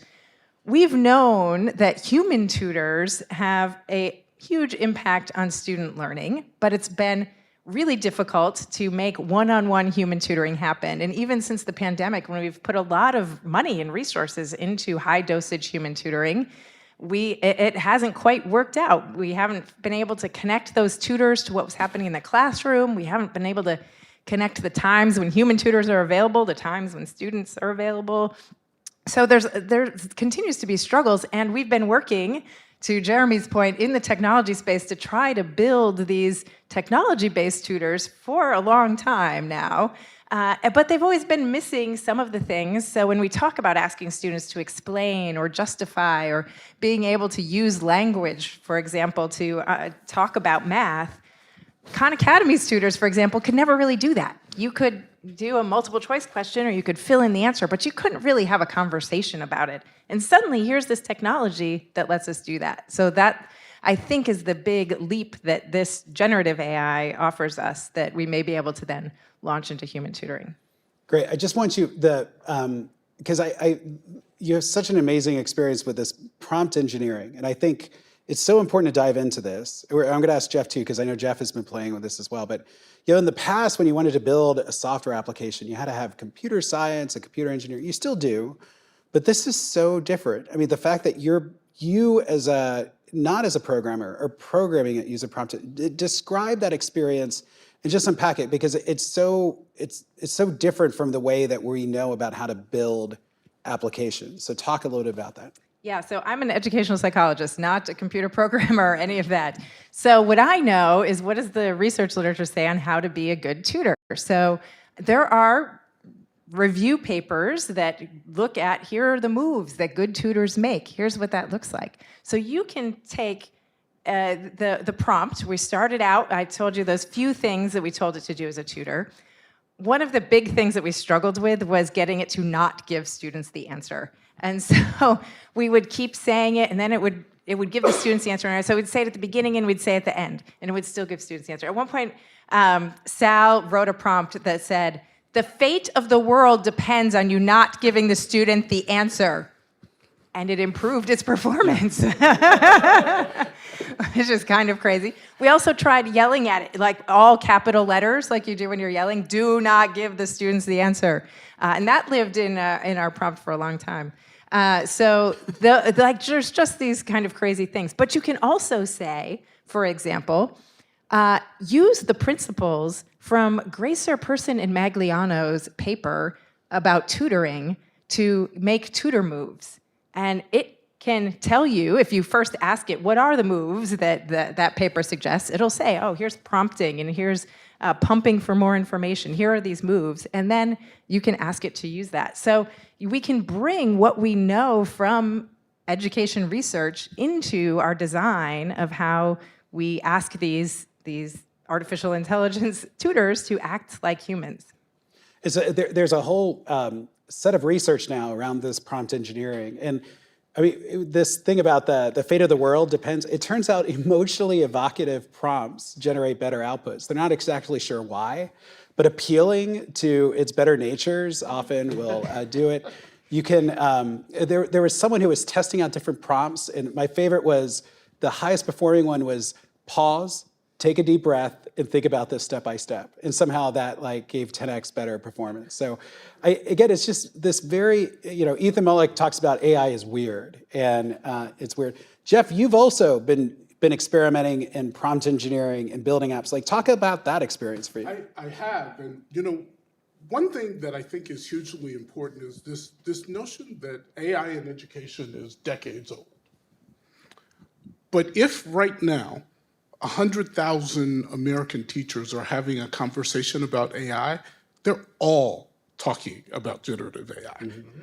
And what happened almost a year ago is that the rest of us got brought into what had been a closed conversation among technologists mm-hmm. about how to use these technologies, and that's exciting. Mm-hmm. I happen to believe that someday somebody's going to do a dissertation on how much better the world is, that Kristen DeSerbo was also in that Slack chat. And it wasn't just Sal Khan and, and Sam Altman, right? Because it brings the rest of us in. And so what I have seen is, I am not a technologist either, but through my work with AIEDU.org, I have been doing workshops with educators and superintendents and principals, showing them what it actually is and what it is doing and how powerful it is. And that is something different. Mm-hmm. And so they need to be the people leading how prompt engineering shows up in teaching and learning, mm-hmm. not leaving it to people in Palo Alto mm-hmm. to decide how that's going to work. And the democratizing function is really important. And so I've been doing it myself. And I play with it, and I think play is the right word. For the creativity, I play with it by having it do lesson plans and then turn those lesson plans into 1990s style rap in Jamaican patois, right? Just because you can. Yeah. Just because you can do it really, really instantly. One additional thing, I am, among other things, a recovering educational publisher. And I was thinking, John, about a conversation I had maybe 15 years ago with a South Florida education leader who said to me, Jeff, I love this program, but I need it in Haitian Creole. Mm. Mm-hmm. And I said, well, let me figure out how that could happen. Now, Haitian Creole has only been a written language for a couple of decades. The number of Haitian Creole interpreters and translators is really, really small. So I priced it out. It would have cost me $2 million and at least 6 months to do that for him, for the large Haitian Creole dominant population in that South Florida district. I could do it in the Uber on the way to the hotel now. What does that mean for the world? What does that mean for how personalized education can be now? And I can do it without having to remember Python or BASIC. I'm an old man, right? Without having to remember those rules. I can do it because I speak English, and I can organize sentences. This is powerful stuff, and that's why I'm really excited about what's happening here. Jeremy. I just wanted to draw a connection, John, because you had shown the example of something I also played with, which was taking the What Works Clearinghouse and using that in lesson plans, and that relates to what Kirsten was saying as well. I think one of the big problems we have in research is we have tons of research about how to help students learn math or any other subject. Actually, probably all the research we ever need, but we can't get it into practice. And I think one of the really cool things happening with prompt engineering is it's a tool to bring those research principles, tips, guidelines, actually into the lesson plan, where they become part of practice, or in your case, Kristen, into the tutor. And we haven't had a tool like that before. And so for researchers, the opportunity to close research practice gaps is really exciting. Jeff, you mentioned this, but generative AI is, that's what the AI teachers have been using. And I know you have been traveling across the country, and also as part of AI Edu, and having workshops and talking to teachers that are wrestling with this in kind of like real time, everything from student plagiarism to how do they use it in their jobs. What are you hearing and seeing from teachers at this moment? What's been really interesting, a couple of things have been almost universal in these conversations with educators. The first is people come up to me later and thank me for not making them feel stupid before I explain what this is. They expect to be talked down to by people who understand technology, and they expect to learn just enough to get out of the conversation and go away. And if you make a safe space, they'll lean further in to that. And that it's really remarkable, whether I'm talking to a superintendent or a classroom teacher or a classroom aide, it has been exactly the same conversation. So this democratizing function is really, really important. The other thing is, I have noticed that using the different models, and I always try to get them into the models and actually building stuff, they like Claude better. Explain what Claude is for some folks. Claude is Anthropic's model. Number one, it has the name of a human. It is designed to be more human-like in some ways, and they like Claude. Someone who has been in more than one of my workshops pointed out to me something I had not noticed, which is that I say please to Claude, but not to ChatGPT. Right? That notion of recreating the human experience is really attractive to them, and I think that is extremely interesting. The other universal thing is people say, someone always says, but the kids are going to cheat. And then I don't have to be the person, someone else in the room says, what does cheating mean, and why does it mean that? And what can it mean in the future? And I think those are important conversations to have too. If it's cheating to get the answer faster, more efficiently, then what is the learning objective? What is going on there? Which I think is extremely, extremely interesting that teachers think about the cheating as an aspect. And then someone in the room also always gets quickly to thinking that generative AI is mostly going to be about writing the first draft of emails. And that might be step one, but that's not even close to what this is going to be able to do, as I used with the example of translating an intervention program into Haitian Creole. That's a very, very different thing. But once they touch it, once they build something for themselves, once they are respected for their expertise and brought into the tools, they really like it. They start to understand. There's a level of confidence that is always our goal at AI EDU. We want the educators to be the leaders of the conversation about how this is going to be. Because if we leave it to the technologist alone, they'll get it wrong. Yeah. They'll get it more wrong faster. Yeah. Right.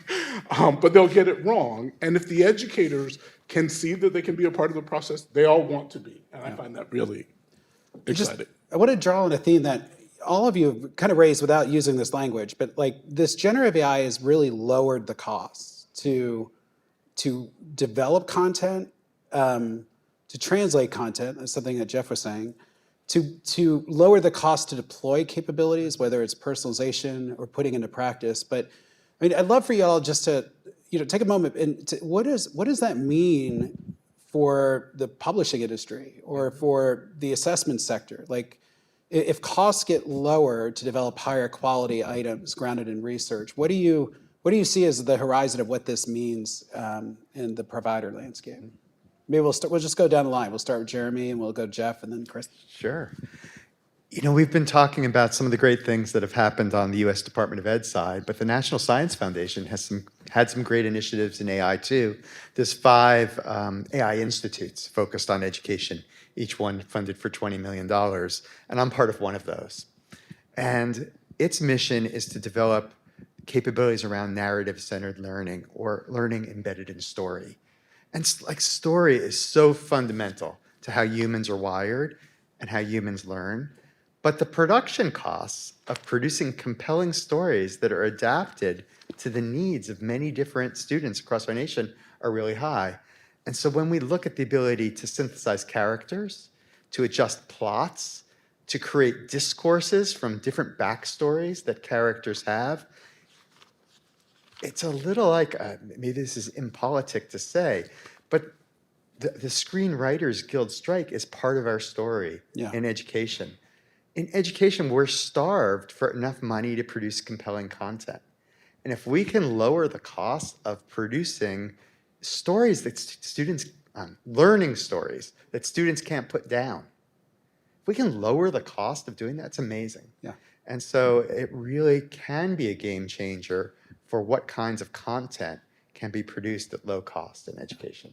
Jeff, what are your thoughts? I mean, you come from the publishing industry, so I do. So 2 things about that. When I was in the publishing industry, I would not let you call me a publisher in public because I'm not old enough nor rich enough to have you situate me in the 1950s. I would have insisted on curriculum provider or learning company executive there. But the reality is that in my day job, I think a lot about the interplay of market dynamics and impact on students. And it is so much cheaper now, we don't know exactly how much, but I think we're gonna know soon, to produce what Jeremy is talking about, that also lowers the barriers to entry to what has been a really small group of people who could do the kind of reading program that something like the District of Columbia could adopt. Now, it just isn't going to do that. I have been saying for several weeks now, and the right people have been trying to get me to stop, which means that I know I'm right, that the last $50 million reading program has already been created. There's no way it takes that much to build a really great, excellent reading program anymore. Do I know how much it costs now? No, but it's not that.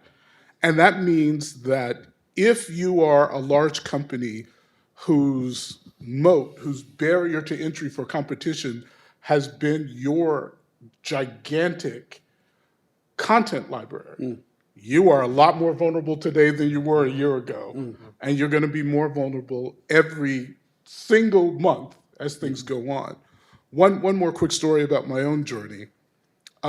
This summer, the state of California, at the beginning of the summer, released its mathematics frameworks for the adoption that, please God, will eventually happen in California in mathematics. 1,000 pages of PDFs on that. I spent a whole weekend trying to build a chatbot. Just load it in there so I could ask it questions and not have to read all of those 1,000 pages to understand what was going on. It was very, very hard to do. I had to slice it up into slices that would fit in the context window of ChatGPT, had to cut and paste a whole lot, had to do a lot, and I still finally gave up. The next week, Anthropic's Claude allows you to start uploading PDFs. So it got easier. I still had to slice it up, but only 3 slices. Last week, your friend Sam Altman announced on a stage in San Francisco that I could do that now in 3 minutes and call it a GPT, and that can happen. And this is in 1 year, building a chatbot that would be hugely useful to me and to the clients that I serve. Within just 6 months, it went from really hard, not really worth my time, to, okay, I could do this, this makes sense, to now my nephew in 8th grade could do it. Yeah. And if you're thinking about a company responding to that kind of thing happening, you've got to find other ways to add value if your value add used to be content. Yeah. Or you're going to be in a world of hurt very soon. Kristen, what do you say? Yeah, so a couple of thoughts. One is we have a ton of content on our site. Right now, much of what Conmigo does is reference that human-generated content to ensure its accuracy, because without that, we were finding it continues to make lots of mistakes. Now, in 5 years, that's probably not going to be the case. But right now, if you're working and you're bringing up Conmigo to help answer a question on Khan Academy, we send not just the question you're working on, we send the answer to it and the worked solution that we have for it to help make Conmigo more accurate because of the issues we see when we don't do that. So that's one piece, is that there still is that place for, right now, that human content to ensure accuracy. Second thing is, since we have gotten access to this and started playing with it for generating our content, we've actually doubled the size of our content team because we can move so much faster. So our financial literacy course, the woman who designed that came in, started playing with the AI tech, basically created the whole course that's now launched in about half the time that it would take her to launch the other one. So we said, you know what? There's a whole bunch of courses that have always been on our list, but it's going to take a long time to make. Let's bring people in now to use the tools and get them out there and get that content on our site and make it quickly. Now, if I'm looking at the horizon, I do think that eventually this will all be more automated and will take fewer people. Sal does think that someday he's not going to have to make those videos anymore. He's just going to type in, make a video on electro, blah, blah, blah, and it's Sal Khan's voice, and it'll make it. So I think there is probably that, to what everyone else is saying, I do think that barrier to entry on content is coming way down and will quickly.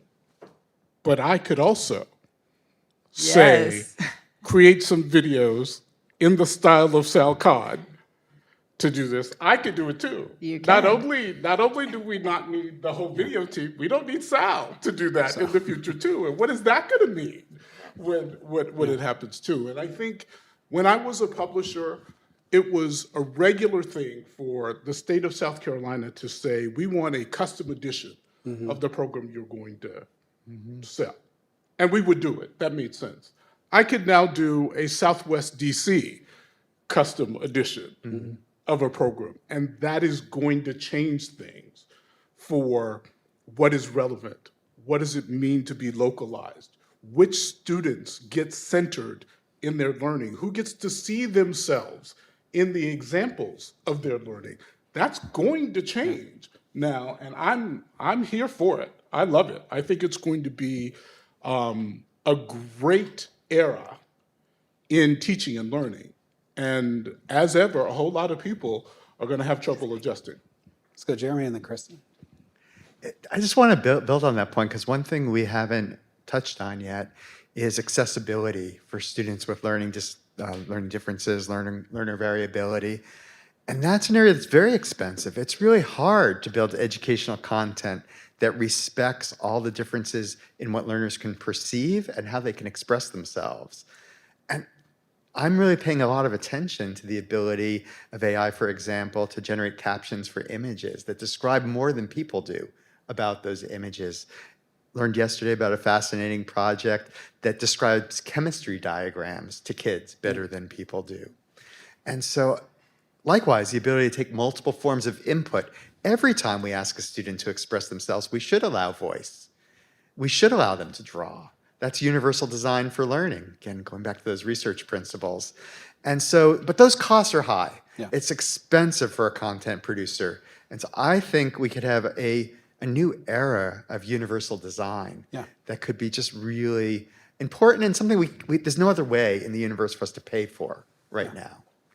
Kristen? Yeah, and I think the question becomes, if content is less, what are the things that win in the school, in the education space, and what does that look like? Is it the things that are the best quality, that are based on how we know and most help people learn and produce the biggest learning outcomes?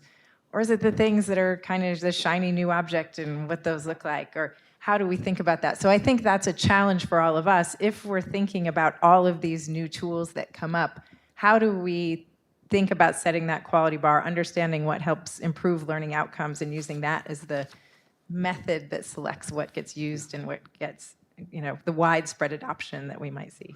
Kristen, it strikes me you have this like year-long head start on prompt engineering and creating, this personalized tutor that will not answer the students' questions, like because of the shouting, and the fate of the world depends on it.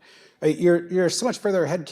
Is Khanmigo just being used for content right now, or could other content publishers work with Khanmigo to have that sort of tutorial system on their content?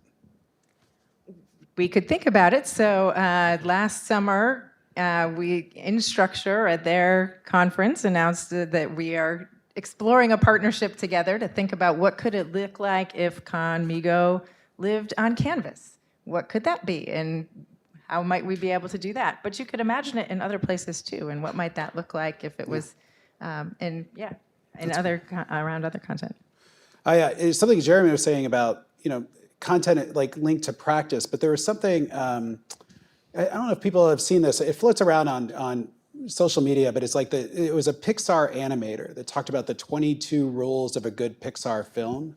And it's kind of a meme, but it kind of distills like what makes Pixar so successful.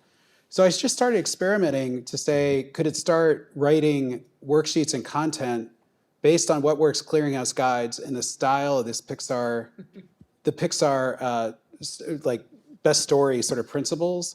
And then Dolly created Pixar-styled animation, or not animation, but like stills of the scenes from the story.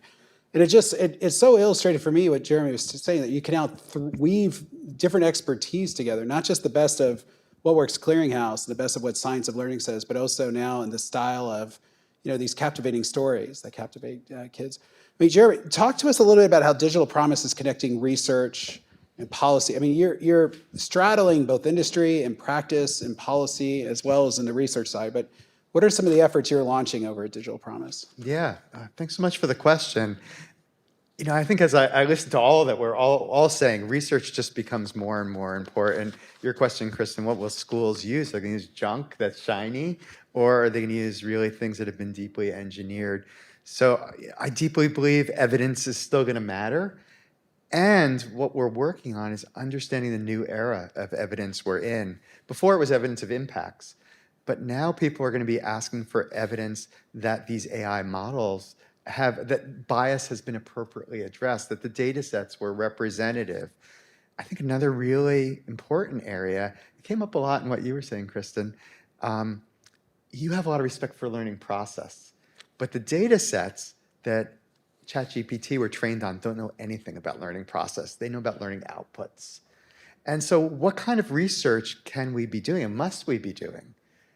It goes back to my theory of mind comment, so that we're building strong learners. So people who are doing work, for example, on self-regulation in an era of AI, I can hardly think of a more important topic then how we are going to build up people to be self-regulated learners given these more powerful tools.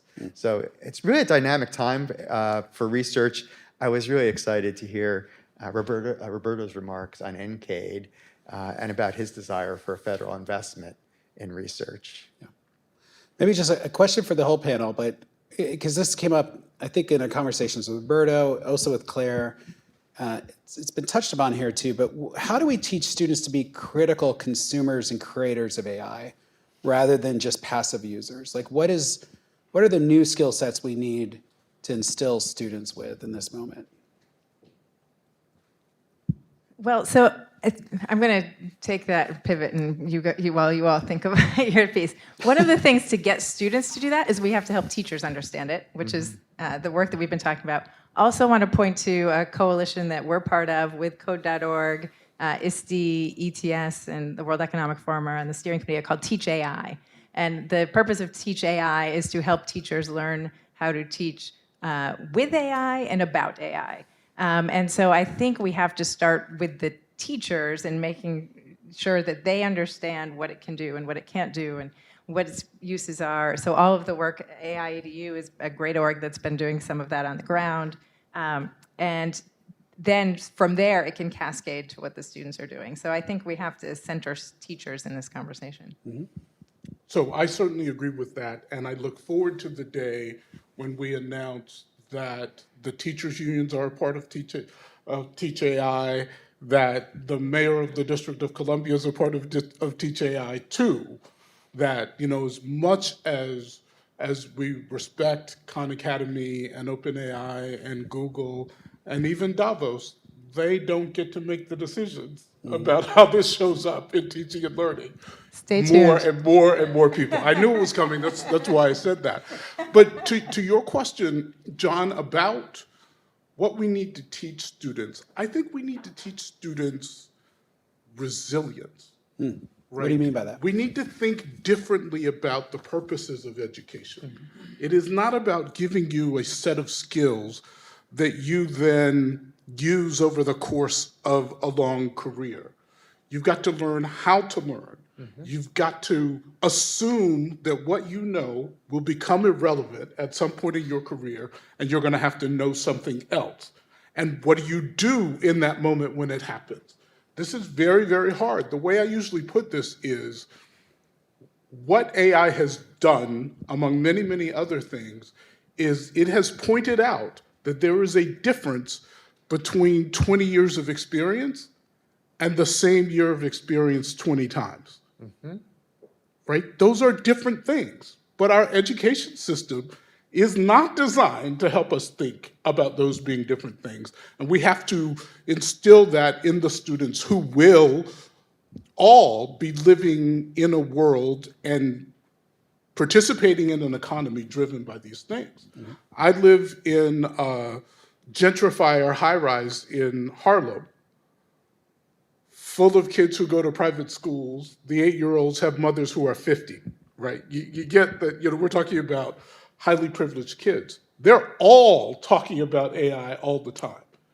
At PS, whatever that is around the corner, or even at the Harlem Success Academy down the street, that same level of conversation is not happening. Sorry, my phone, my watch is translating what I'm saying into Spanish. Okay. As one does. Of course. But the reality is that we are watching the digital divide expand hugely if the most privileged kids in the world are in my elevator using verbs like Bing now, which apparently means to Google with ChatGPT, I heard the other day. And we are still waiting to see what's going to happen in the classrooms, even of high schools now.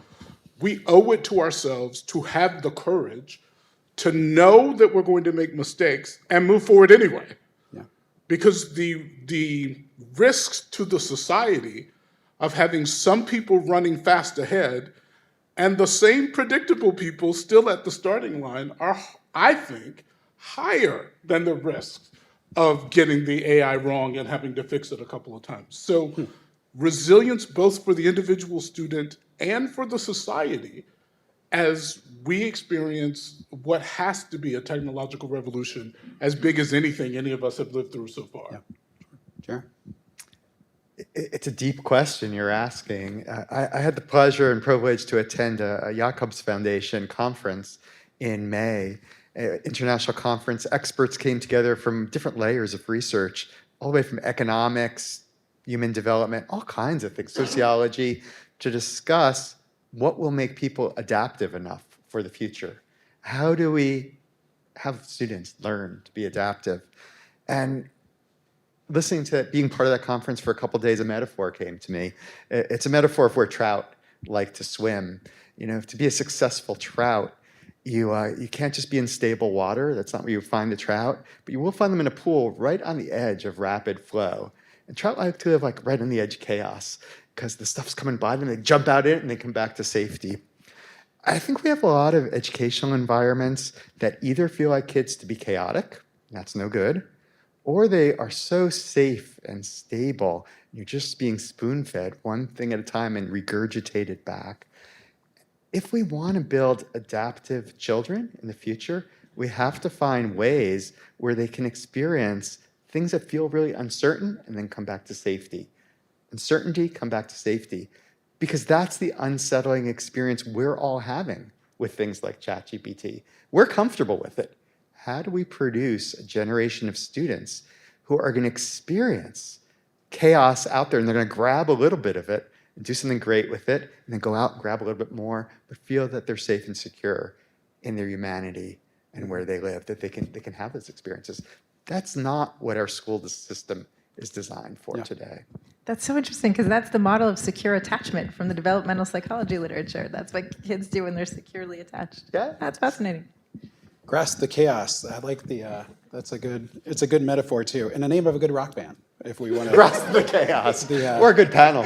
Or a good panel too. We'll do that. That'll be our next panel.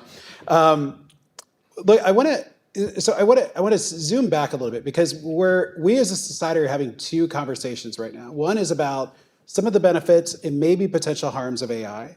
And then also, there's been this renewed sort of sense of the harms that have been created by social media, by phones. You're seeing a lot of policymaking in these areas. And so I just want to ask each of you that, so often we hope that AI will bring out the best of us. But as we've seen in many other type of technology waves, that tech has only amplified some of our worst. And now we're having policy debates about that. What do you think needs to happen now to ensure that that doesn't happen with this particular type of AI technology wave? I'm happy to start. Yeah. I think about it this way. I was thinking the other day, and I think I've decided that I am glad that the ChatGPT moment happened in November of 2022 and not in November of 2018. Because in between, we have all had to look in the face what it means that some people have access to powerful technology and other people do not.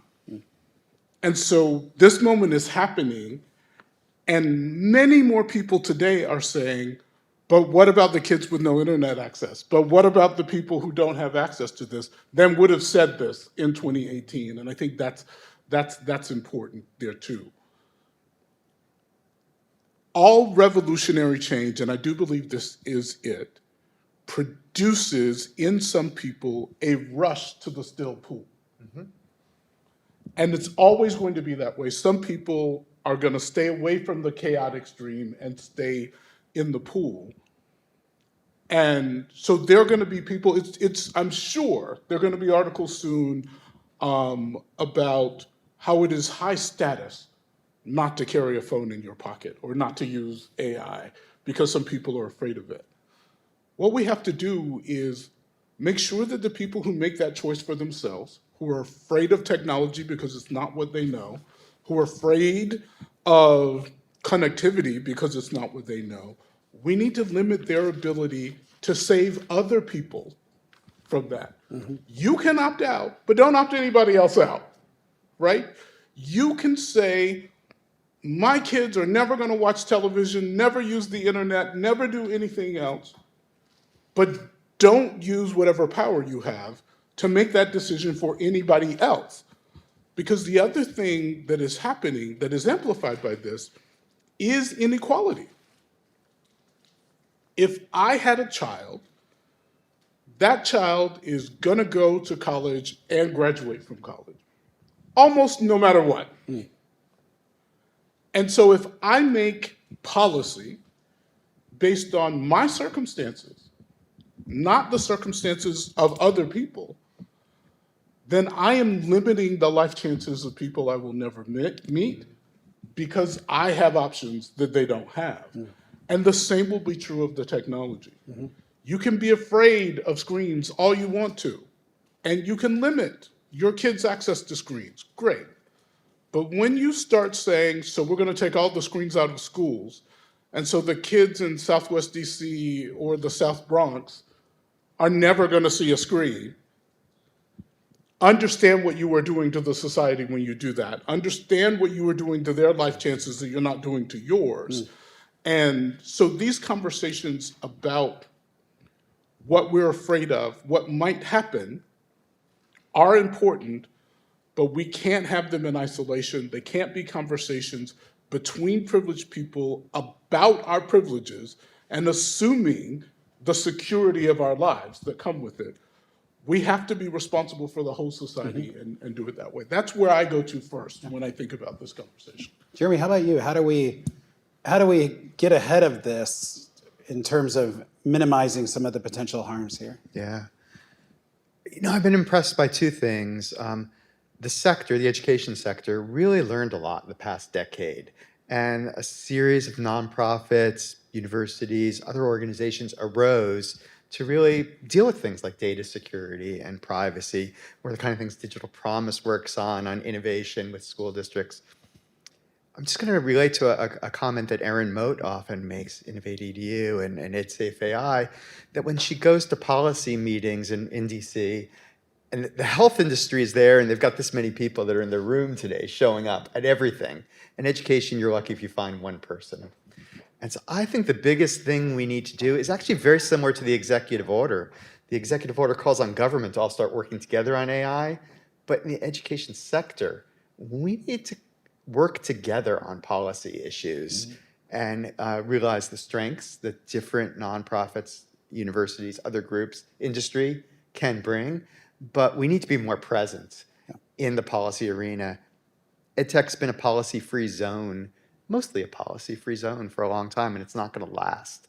So now is the time for us to come together and start steering it in a positive direction. Just before we get to Kirsten, Erin has been, again, doing a lot of work on AI, but talk about can you say a little bit about the EdSafe Alliance? Yeah, sure. I've been involved in EdSafe pretty much since its inception, an early organizer of industry and others to start to understand what was happening across all countries on the globe.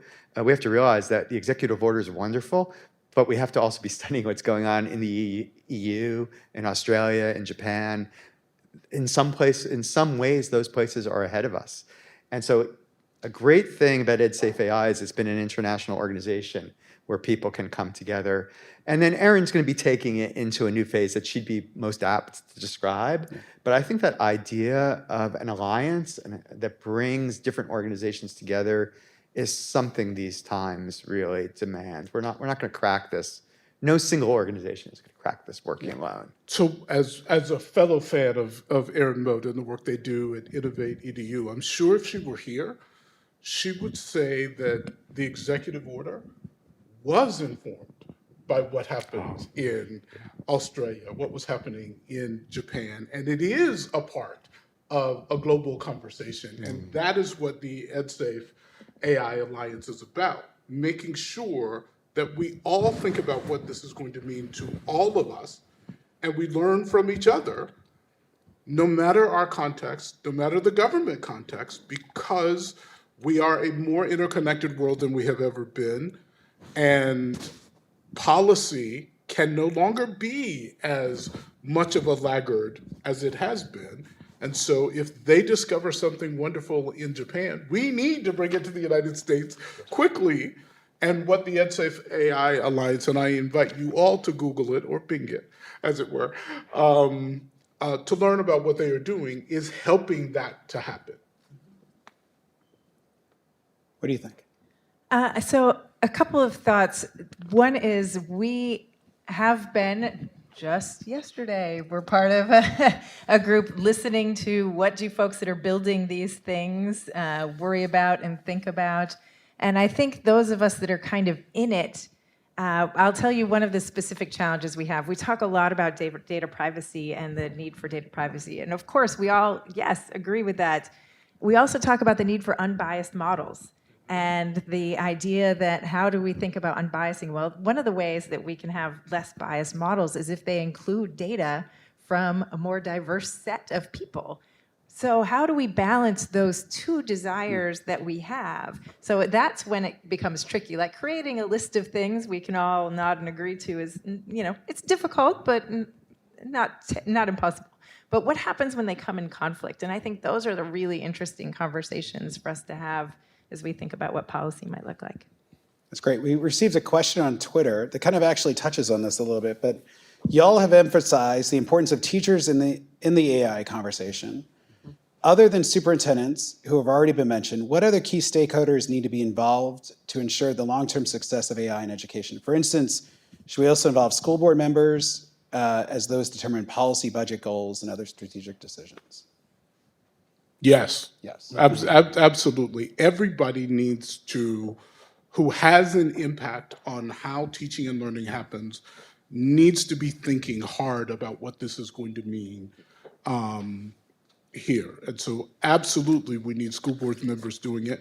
We need staffers on the Hill doing it. We need bureaucrats inside of the government agencies doing it. Everybody needs to be thinking hard about this so they can bring their perspectives to this and we can get it right faster, because I don't think stopping is an option. Yeah. We need youth voice. Youth of all ages have a surprising amount to say. Like we were talking about how we all learned in the past generation of technology. They've learned a lot too from their experiences with social media and Spotify and everything else they use. And I've just been so impressed with Digital Promise has a League of Innovative Students, and bringing youth voice into forums like this can be amazingly powerful. The other group in schools that I think they were asking about, so we often are interacting with IT directors and legal counsel in schools, and they tend to be among the most risk-averse folks that we come in contact with. And while the superintendent might be gung-ho about doing this, these folks also have to get their arms around this and understand what are the risks and how are we mitigating those risks and what does that look like for those groups. So some of the folks that are just in the chain that it takes to get this into kids' hands in schools also need to be brought in. Yeah, I just want to double down too on the policy side, especially state policy. I found I've had a bunch of governors reach out recently because they're trying to make sense of this moment, and also not just from a regulatory standpoint in their state, but how do they use it for their own sort of government service delivery. That, I think this, I remember HHS released, it was like close to a 200-page guide on Medicaid and how schools could use that to reimburse for youth mental health services. Wonderful policy. 200 pages is enough to make any, head spin. And just, I think the day of having that instead of not having interactive chatbots, same thing with like navigating state permitting or state taxes. You could just imagine a bunch of different areas there on that. When you think about data is a big, we've invested and need to continue to invest in state data systems. Yeah. But once you have them, you want to be able to ask questions of them. That's right. And it's hard for education to hire the best data scientists. So the ability to have a code interpreter that you brought up in your example to be that bicycle that helps the people who work with data to answer important questions in education have the most power they can. I think there's really important opportunities at the state level to do more intelligent things with all that data that's already collected. I'm not talking about new data collected through AI. I'm just talking about the state data systems we already have. We've given great plugs to Teach AI and AI Edu and the EdSafe Alliance. Two others working on this. The Tech Talent Project is helping with just bringing in AI talent and tech talent into state agencies and local mayors. And U.S. Digital Response is also doing a lot of work in this area too, so make sure. CoSIN has a really nice checklist. CoSIN has a really nice checklist for that most risk-averse group, the CIOs and CTOs. It's a really nice checklist they've developed. I think they did with the Council of Great City Schools, so that's great. Let's invite you all for questions. And also, we'll take questions too online, but what questions do you have for the, right up here. So kind of sticking towards like the theme of risks associated with AI in education. We talked about a bunch of lovely ways that content can be generated, whether it be stories, images, books, etc. But there's also like the flip side of that too, where with the ease of content creation, there can be a lot of negative content being created along with that.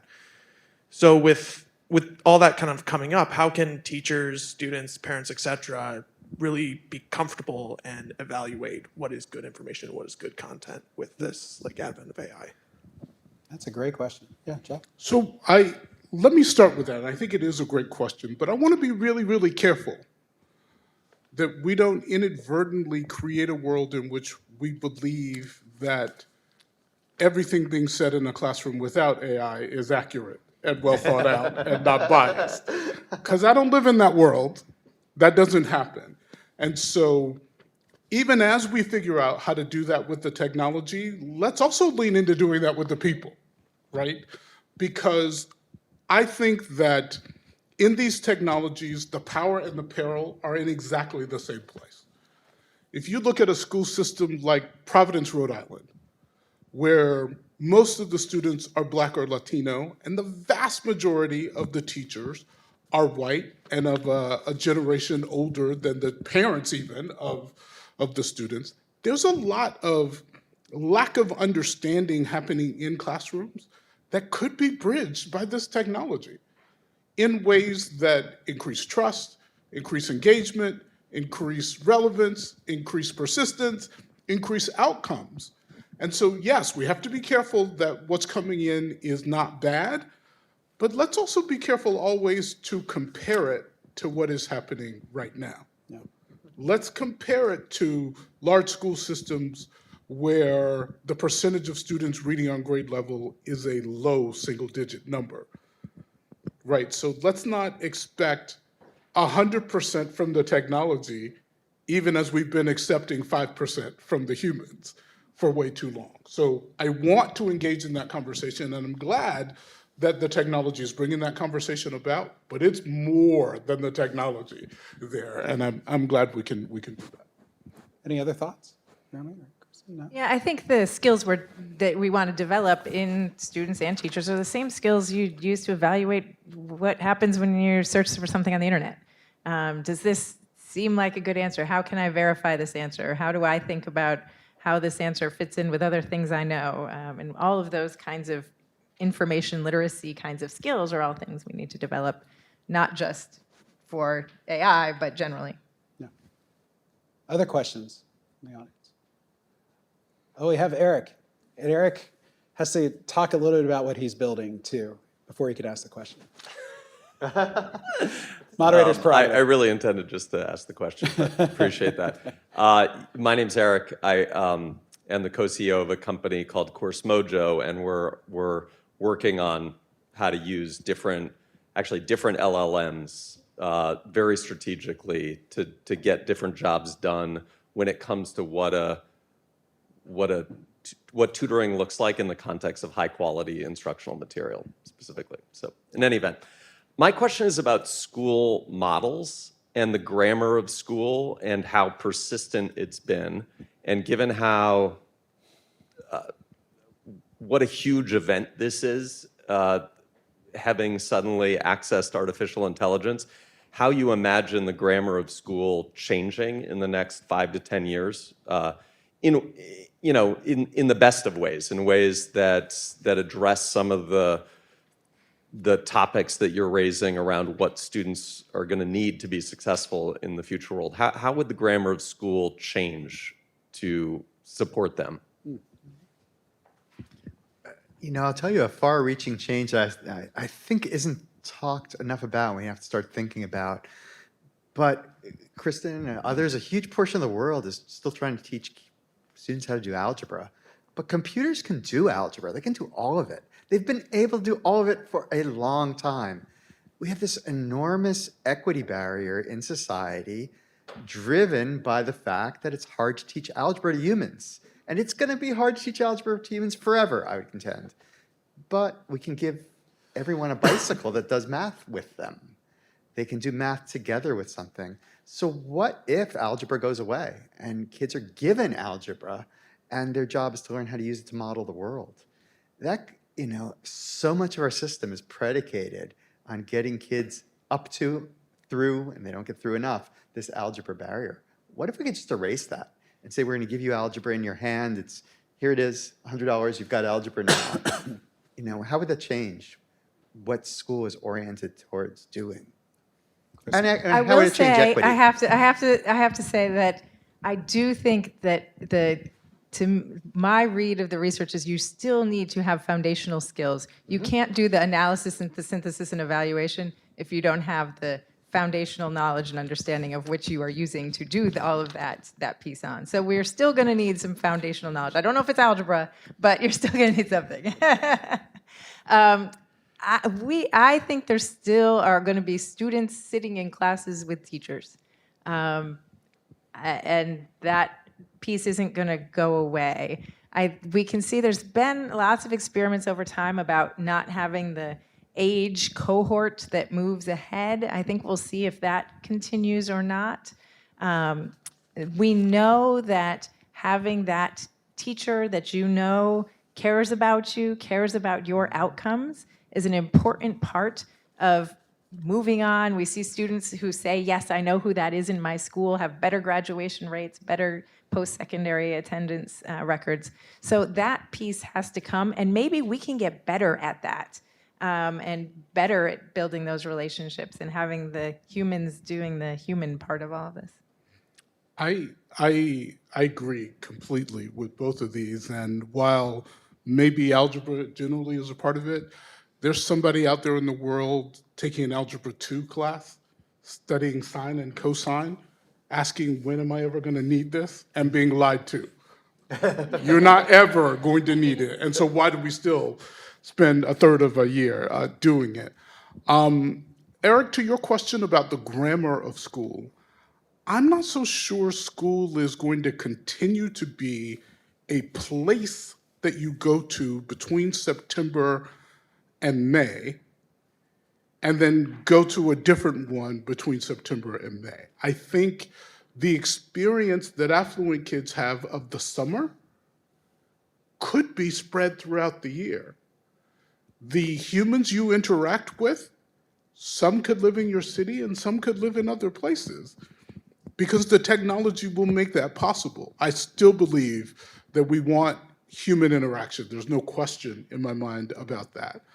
We want in-person human interaction. But do we need all day, every day human interaction? Do we need 16-year-olds to be in a building at 7:30 in the morning? Do we, because we who are in this room got to be good at that, are we gonna haze another generation just because we had to do it? I think those conversations are really, really going to be had. And I also think that, while I want to believe, Jeremy, that efficacy is going to be a determiner of how people make decisions about what products get used, I think brand is also going to be important. I think differently about an AI program brought to me by Jeff and Bubba than I do about one brought to me by Eric Westendorf and Dave Chateau or Jason Green, just to talk about some of the people in this room, because I know who you are, I know what you care about, I know what it means that you bring something to me, and even if I don't understand what is happening, even if the box is still kind of black, if you'll put your name on it, I'll go with you because I trust your name. And I think there's going to be a lot of that too. And that will change the conversation and the grammar even in schools as well. And I'm looking forward to it. I think we need this kind of shakeup, and I'm glad we're having it. I love the question. It's also, Eric's been pioneering, hybrid models of learning, and I know, like, ever since Michael Horn introduced the idea of blended learning and flipped classrooms, it's always felt, we sort of intuitively get it, but it's always felt a little distant, a little amorphous. And I wonder if this moment sort of helps accelerate that, or if our systems and institutions are so rigid that we squeeze out the innovation of some of these AI tools too. I think a thing to watch is going to be, we have a panel coming up on higher ed, but when I talk to people in higher ed, it feels like revolution is more afoot there than in K-12, which seems a little bit more stable to me for a variety of reasons. We'll see what the panel thinks. One last question, because we have a lot of, so talking about flipped and hybrid learning, pre-pandemic, if we had done an event like this room would have been packed. And what's happened is we've had like flipped conferences now, where we have more people watching online than coming into DC at this moment. And part of that audience is we have a lot of people from state policymakers, from departments of ed, we have from legislators and governors' offices. So what advice would you give policymakers working in education at this moment in AI?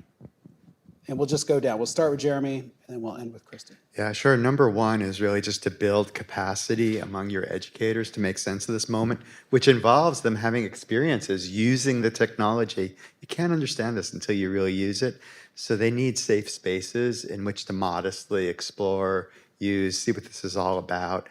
I don't see any policy solution to AI in education that doesn't have informed educators making those decisions. And it's going to take time to become informed. I agree with that. And I would add to all the policymakers in the room and listening, you need to be actively expanding your own personal Overton window of what is possible, right? We've had lots of conversations today about AI enhancing or maybe even replacing the teacher. What if it replaced the students? Like, you can't get behind in the cockpit of a plane until you have spent a whole lot of time in a simulator. These days, you can't perform surgery until you have spent a whole lot of time cutting on a simulator. But they put you in front of a classroom of kids who are only going to be fourth graders one time a week after you graduate from school, and you learn on the job with real human beings. What if the AI could create ways for teacher training to be different in that way too? Or we have also known for a long time that project-based learning is more engaging. The knowledge sticks. Kids care about it, they like doing it, but it's hard because it takes a really talented educator to create projects that are going to be really educative and not just fun. And it's also really hard to look at the final result of the project and tell what learning has happened. I think both of those are things that generative AI should be good at. So if the policy world opens your mind about what is possible, says, what do we want to happen, and is it possible, and how can we fund trying and learning in ways that help us all get through this process? One final thing, and that is tech debt. I've mentioned several times up here that my own experience of AI has changed monthly in this last year. I've had to teach myself new things monthly. There are people in this room old enough to remember when all the ed tech that was interactive was in Flash, and we had to spend a whole lot of money taking it out of Flash to help it keep up with the languages. It's possible that in the next 24, 36 months, that might happen twice as this technology is going. How are we going to fund that? How are we going to build today knowing that we might have to start over in a year and a half? And what does that mean for our budgeting processes? So the policymakers, I want you to be thinking about that too, because stopping isn't an option, And anything that looks like the way it used to be is probably an illusion, right? We're all going forward into places that we don't understand, and we need to have the courage to try to do it. Kristen, bring us home. All right. So you mentioned how are we going to fund, thinking about funding this opportunity, and Jeremy mentioned getting it in the hands and building capacity. I'm just going to give a specific example. The superintendent, the state superintendent of education in Indiana, Katie Jenner, put out an RFP that offered districts the opportunity to, it basically funded the districts being able to use an AI-powered tutor. And there are now 25 districts in Indiana who have applied and gotten that funding and are thinking about how to deploy those AI-powered tutors in their schools in thoughtful ways. Most of them are not just throwing it out to the whole school. Many of them are choosing for a particular grade or particular schools and thinking about how they're going to use data to understand how it's working and what's happening. But just quickly making that funding available and being able to then get it in the hands of educators, getting that out and seeing and helping people learn from it, I think was a good example of how someone in the state policy could move things forward. Great, and I think we surfaced some great organizations, AI Edu, EdSafe Alliance, Teach AI, the COSIN Guide. There's just a lot of other technical support available for states and for school practitioners now that just was not there, I think, a year ago. So, well, join me in thanking this wonderful panel with Jeremy, with Jeff, with Kristen. We're gonna take 5 minutes, and then my colleague Michael Brickman is going to be coming up and having a great conversation with some higher education leaders. So enjoy your break. 5 minutes.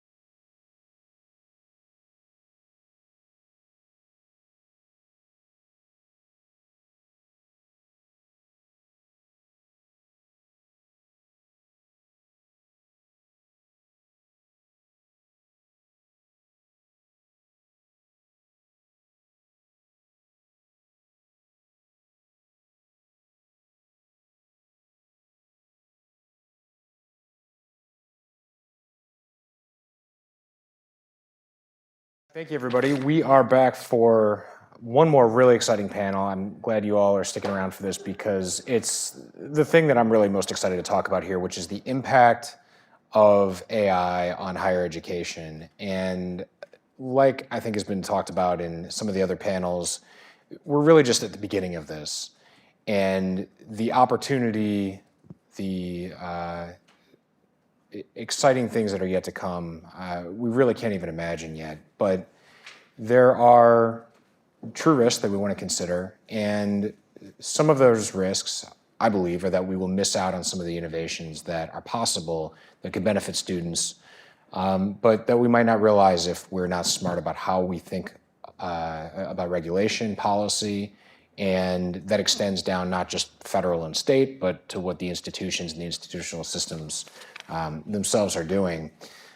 Just a little bit about me. My name is Michael Brickman. I am here at the American Enterprise Institute, where I focus on issues such as higher education, and then the connection between higher ed and the workforce on issues like skills-based hiring and other pathways to good jobs that I hope AI will really be supporting.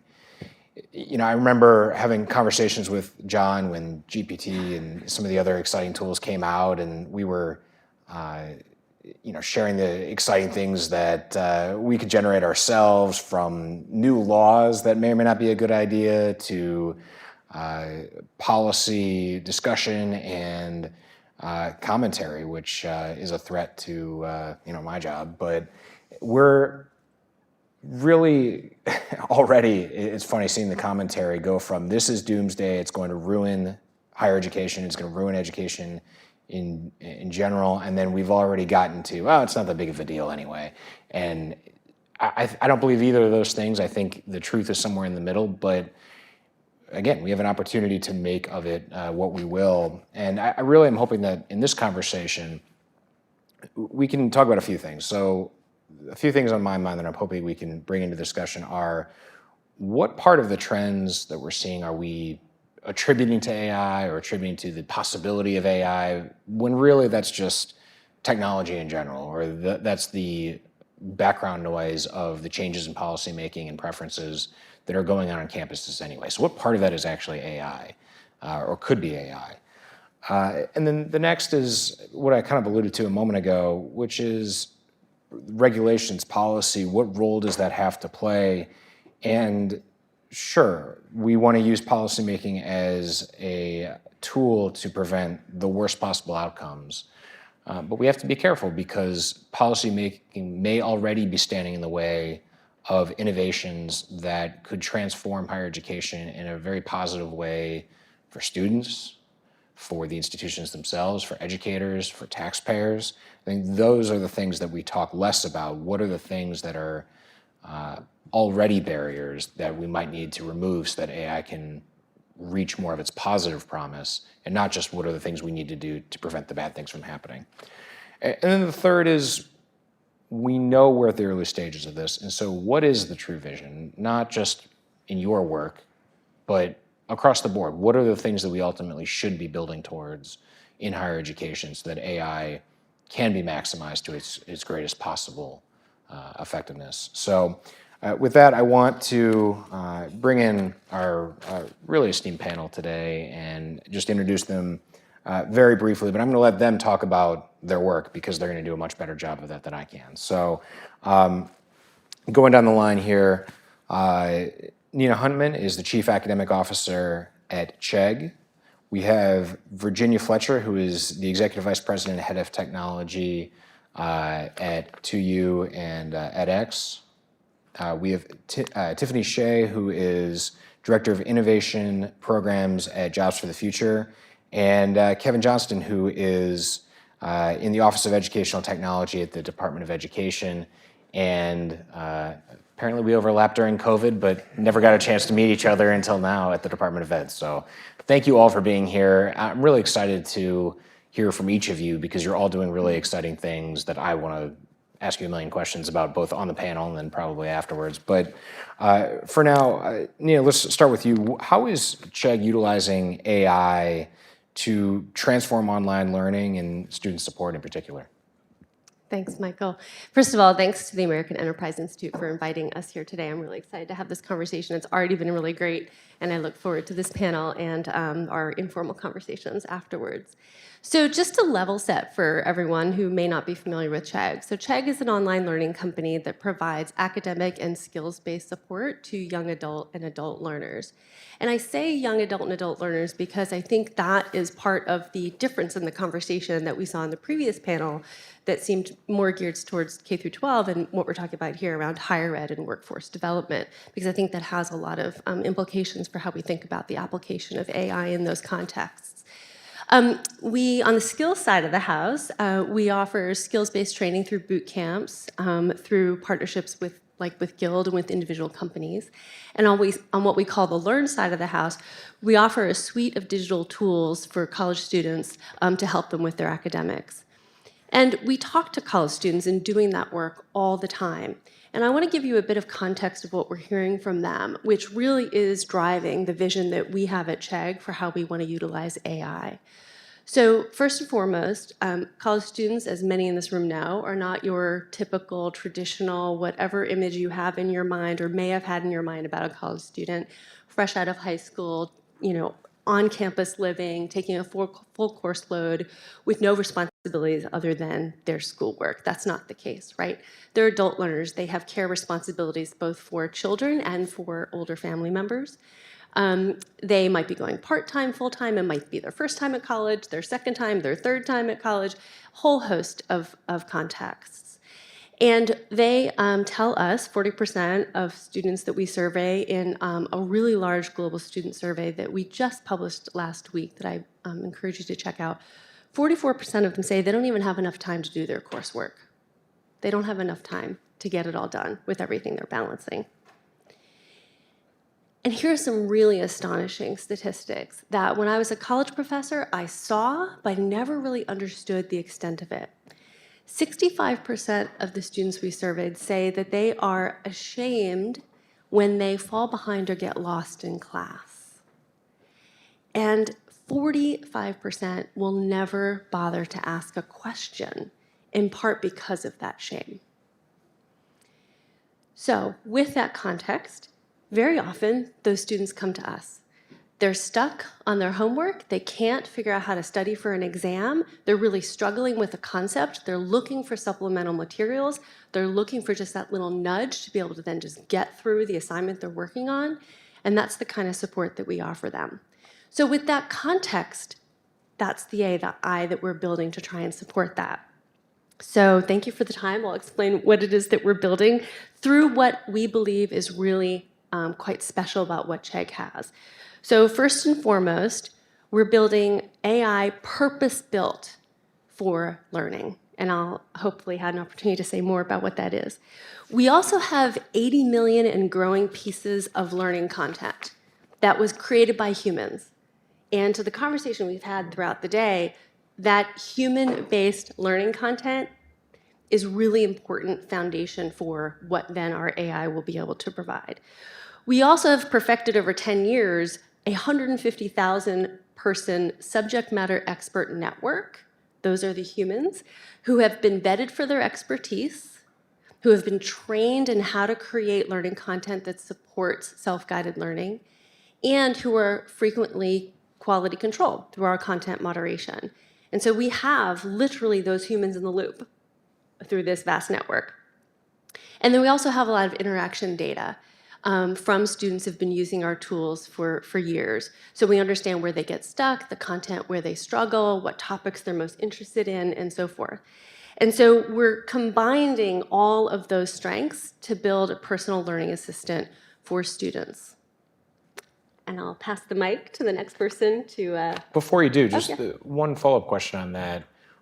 With this opportunity to not be ashamed of asking questions and to really dig deep until you can get an understanding on your own working with these tools, what surprised you the most? What are some learning opportunities where you can point to them and say, yeah, this is really why this technology is something different. It's not just a better online learning tool, this is something fundamentally different that's helping students in new ways? I really appreciate that question. It foreshadows what I was going to say in a minute.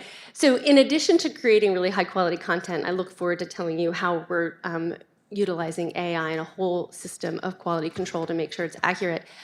One of the things that excites me so much about it is that when my team got access through a contract that we have or a partnership we have with OpenAI to GPT-4, much like Kristen's team, we just started diving in and realizing like it isn't just about getting a piece of content back. You can have this conversation.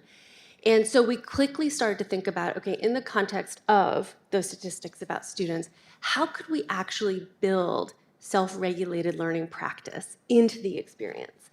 So part of that for us is helping students understand how they're learning and how they can improve their learning, how they could learn better. So not just like try this additional practice problem, but to be able to use a conversational AI to talk to them about the desirability of difficulty, right? About perseverance when things are difficult, right? Rewarding them when they try instead of just show me the solution. So that's one of the things I'm really excited about. In the moment when they're struggling, can you introduce those opportunities through conversational AI to show them about their learning so they can learn how to learn better? Love it. Kevin, before I go to you, I want everybody else to understand the Office of Education Technology, maybe a way I'll explain it in a way maybe you're not allowed to explain it, which is that the Department of Education is 3 buildings in DC and many others across the country, and thousands of people work for the department, and they have thousands of pages of regulations that all say, here are all the things you're not allowed to do. But then you have the Office of Education and Technology that says, but here's some fun things you can do. And so as you're advising, particularly higher education institutions, what do you tell them? How do you help them get beyond the sensationalism, both the bad doomsday sensationalism, but also the this is going to change the world overnight sensationalism, and help them do real things on the ground right now? Yeah, the Office of Ed Tech is awesome in that we are in this sub-regulatory space, so we can say some things about what you might want to try, and people don't have to worry about us telling them they have to do it. And so when we're talking about AI, the report that we released in May was focused on K-12, and it was really thinking about the implications for K-12, but it was focused on teaching and learning as well. So part of my task over the next 365 days as part of the EO implementation is to think about what are the parallels from that report into the higher ed space, both with its lessons for teaching and learning, but also for other processes that are unique to higher ed, things like student services, things like admissions, financial aid, that kind of stuff. But I would first go back to the May report and think through some of the recommendations that we offer there. And I'm going to kind of talk through 2 of them right now. I'll talk through more others, as things go on. But one is AI should be used in ways that align to the vision of education. It should not be used because it can. It could be used because you want it to do this that's aligned with your vision of education. And so if I could offer just a small personal anecdote, when I was an undergrad, I'm thinking through 2 courses that I took. One was a Immanuel Kant seminar. I was a philosophy undergrad. There was 10 of us. It was fantastic. The professor read all of our papers multiple times. He knew what all of us were thinking. We spent multiple hours after class was over debating the finer points of the critique of pure reason, and we were all just fully invested. And there was a vision for what education was going after, and I cannot think of any way that AI would make that class substantially better than what it was. Because the vision was there, the students were invested, and we were going, we were having this great learning experience. In contrast, my Bio 110 class was not such a great experience. There was 500 of us, right? I particularly was not well prepared for that. I came from a rural high school There was like 600 people in my whole high school. And so I was afraid to ask questions. I was lost. I needed a lot more content than the teacher was able to give me in order to be successful. So it took a lot of hours on my part.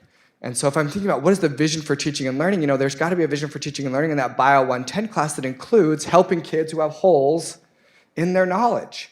And in that, I can think of a whole bunch of use cases for where AI could be really helpful.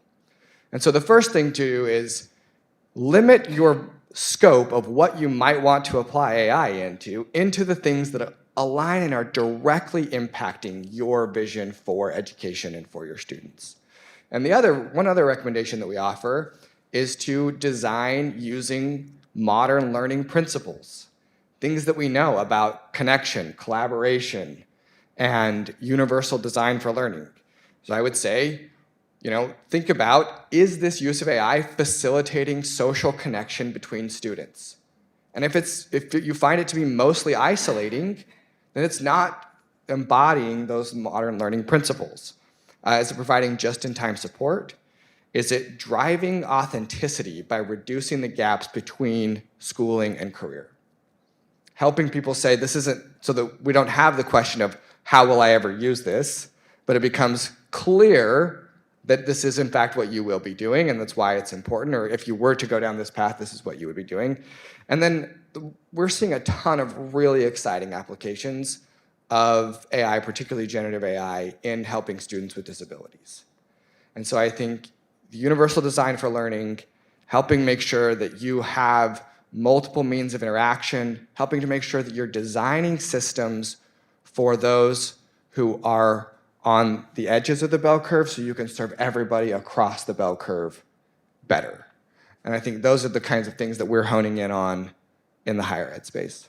On that question of students with disabilities, are there specific ways you can point to that institutions are making things accessible in a way that they couldn't before?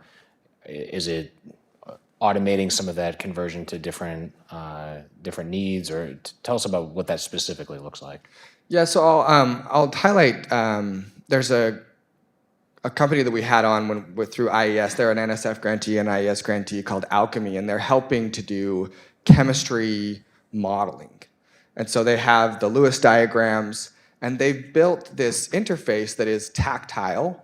So you can move the pieces of the Lewis diagram, and there's a camera equipped with computer vision that's helping you understand as you move. So students who are blind, students with low vision, it's helping you move the physical pieces and helping you understand as you're moving them.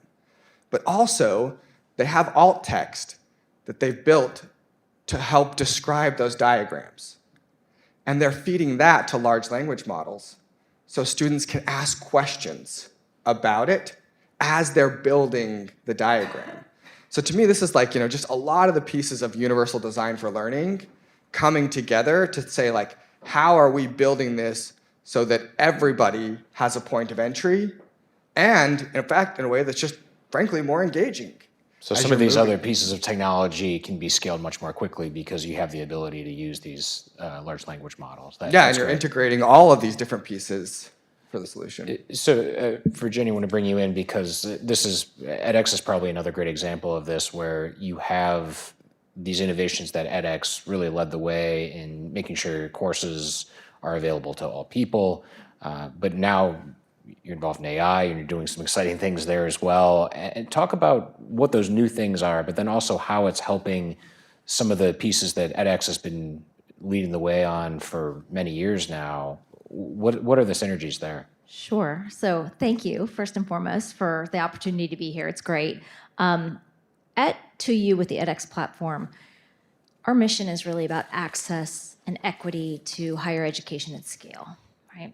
And it's all about giving opportunity, driving towards outcomes. And a big piece of that is human-centered learning and cohort-based learning.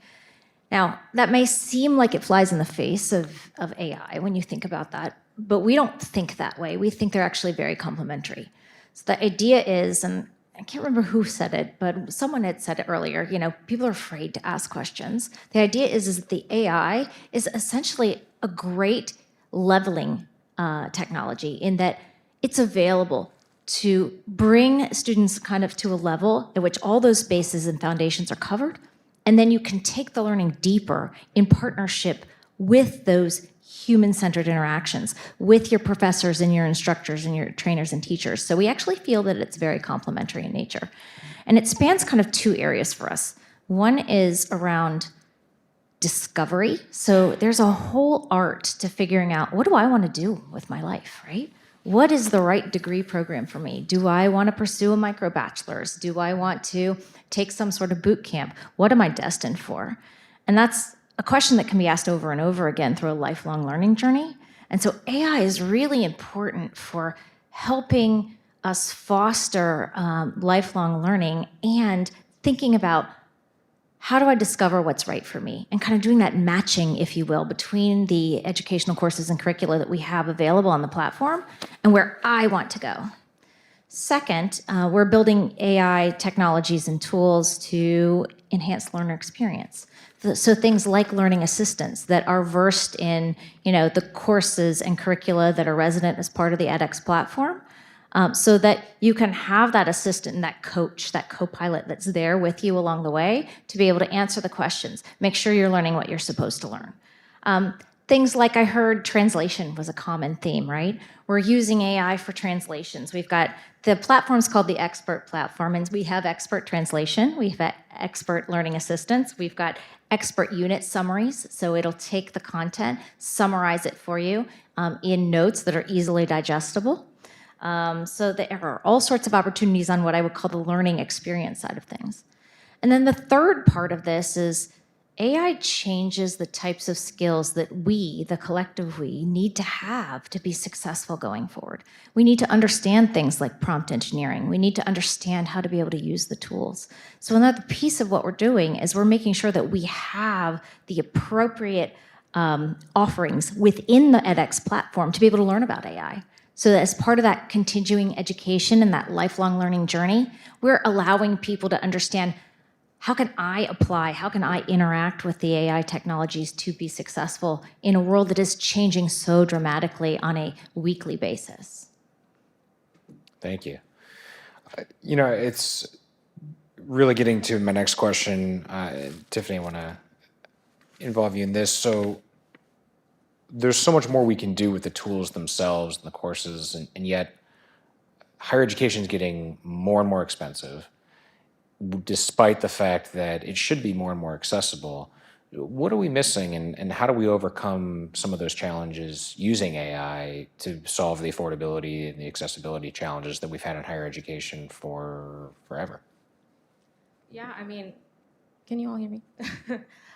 So I think there's a lot of ways that we could go about this question. And so one, I'm from JFF, Jobs for the Future, and we are a national nonprofit that works on expanding economic opportunity and quality jobs for all people. And one of the things that we just launched this summer is our Center for Artificial Intelligence and the Future of Work, really honing in on the questions of how we can make sure that AI accelerates economic mobility and doesn't hold it back. So, Michael, to your point here on making education more affordable, accessible, making career pathways and opportunities and quality jobs available and more accessible to all people. I think when we think about career pathways, there's a few different things to think about, especially when it comes to AI, because AI both impacts the way in which we learn and we work and we teach, and also has implications for the way that we leverage it. And so those are slightly different things. So on the one hand, when we think about how we make education more accessible to all people, we also need to know what we're training folks for. How do we understand the labor landscape in terms of what AI is doing to change and reshape and reimagine the ways that we work and the careers that are available for people. And then we also have to think about, I think the cost piece really comes into play with a lot of what has been said already around efficiency, being able to create content at a much lower cost, at helping folks to be able to focus on the quality portion and less on the administrative tasks of being able to create and teach and learn. And then lastly, I think there's a real opportunity to reimagine the way that we learn and educate folks. So I think, Virginia, to your point too, on how do we make sure that we're really leaning into the human skills side of things to be able to make sure that folks can be successful in their future jobs, right? What we're really finding in our research at JFF is that the human durable skills that we've all been talking about for a really long time are really elevated because you're going to be able to need to know how to interact with the technology in a way that can last through all of the different changes that we're seeing at such a rapid pace. So I think those are a few different ways to think about how we can make education more accessible. So I now want to bring everybody else in on that same theme, and it's really a fundamental question that I have and just kind of drives me nuts because on the one hand, you've got more information, more freely accessible to more people than ever in human history. You can learn almost any practical skill on YouTube. You can get the coursework that can build up to a degree in most subjects on platforms like edX. And yet, even though that's nearly free or very affordable, there are still colleges that charge $50,000 or more a year and have a lot of people lining up to get those degrees. So what am I missing here? Why are we still in the situation where the thing you're supposedly paying for can be obtained for free or nearly free, and yet we have $1.5 trillion and counting in student debt? We have all of these policy responses to that to try to forgive loans, and all of these other kind of, I don't want to call them sideshows, but policies designed to solve for a problem that, at least to my mind, may not exist anymore. What am I missing here? I stumped them all.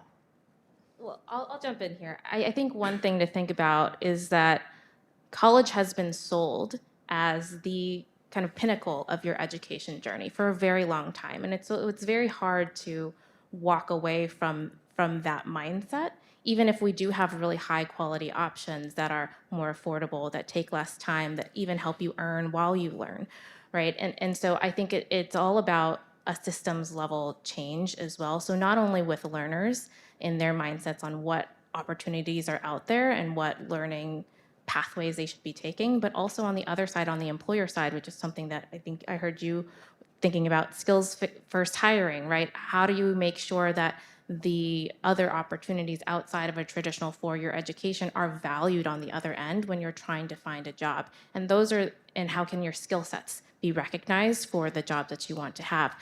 You can't have one without the other, and we need to be able to work with the ecosystem to be able to push those changes. And how do you do that? So you work with a lot of employers at JFF, and a lot of them, from what I can tell, are interested in this idea of, all right, we're going to get rid of the college degree requirements, and we're going to hire based on skills. But it seems like states, the federal government, employers have done a lot more of the first part of that, getting rid of the barrier, but not as much of the, okay, now we're actually going to point to the specific skills we want. So what are you advising them to do? Well, it's hard to do, which is why it's so difficult. But so the first step is, yes, getting rid of those requirements for a four-year degree. But then when you think about change management, right, the folks that are saying we're going to get rid of the four-year degrees aren't the hiring managers who are looking at resumes, aren't the recruiters who are going out and looking at folks. And so it requires a concerted effort to be able to employ a skills-first model. And then also when you think about a skills mapping exercise of even knowing if I'm not looking for four-year degrees now, what should I be looking for? What skills do I want to be able to both assess for in a candidate and also to then look for kind of out in the world? And so all of these are different practices that we recommend to employers that we work with to be able to, open accessibility to these opportunities for different jobs that, traditionally have required a four-year degree. Virginia, you work with a lot of I was employers gonna too. I was going to say, I can add. Can AI help with that? Yeah, it probably can. But I actually think that a big part of what we need to do is look at those skills specifically and say, how can we provide the pathways to getting the right skills that are needed? I think AI is a big uplift in that, and that it can help with some of those skills, but then you have to go back to the durable skills that are still needed. So we've got to figure out what the balance is there. And I think, we've actually have a partnership with JFF where we partner on a micro-bachelor's program. And the whole idea is to bring down some of those costs, right? And to provide access to marketable and relevant skills that employers are going to want. So I think there is opportunity for partnerships between organizations like ours to provide those pathways as they don't exist today. I also think that it's really important for us to think about alternatives to the traditional degree, right? So if I think about the offerings that are available on edX today, we have boot camps, we have micro-bachelors, we've got traditional degrees, we have open courses, and there is a variety of things across the spectrum of what it costs to get one of those. It could be a small course for exec ed that is $3,500. It could be a boot camp that's $20,000, or it could be an MBA from University of North Carolina at Chapel Hill that's $150,000. So there are solutions that meet the spectrum, but we have to get better about. I talked about that discovery process where AI can really help. That's where I think it's really important that we leverage this, because it can help the learner understand, where do they want to go in their career? What types of skills do they need? Let me help match you with what's the right path. And then we can talk about a dimension of that is affordability and accessibility and all of those sorts of things. So it's not going to be a one-size-fits-all. Your career path and your educational journey to support that may have dimensions that fall in those different categories in terms of investment. Kevin, when you hear things like this, I'm sure you hear from both the employer side and, of course, the higher education side on this, but when you have these conversations with folks out in the field, do you get pushback? Do you get people saying, I would love to do that, but, I can't because of faculty, or I can't because of accreditation, or I can't because of, I don't know, maybe the department's own regulations. So what are the barriers that you see, and is there a role at the Department of Ed or Department of Labor or somewhere else for some of those pathways to be cleared for them? To be clear, you're talking about what is the it? Well, whether it's AI broadly or the specific conversation that we're just having around the pathways between higher education and a career.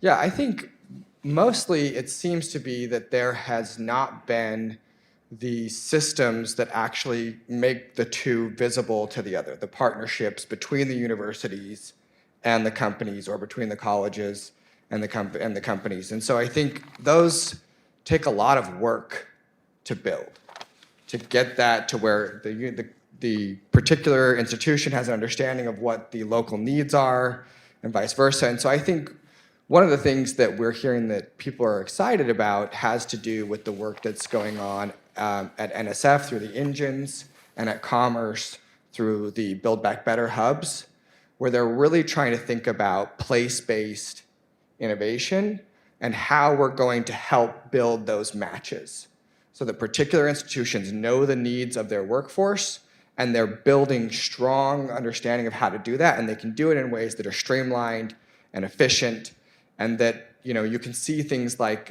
different simulations being built that immediately reflect the experiences that people will need, and that employers can trust when somebody performs that simulation that they are in fact showing skills that represent their needs. And so strengthening those partnerships, and I think it's just something that just takes a lot of effort, and they get built one by one. And so that's why I think you see the policy emphasis on helping to, incentivize their creation.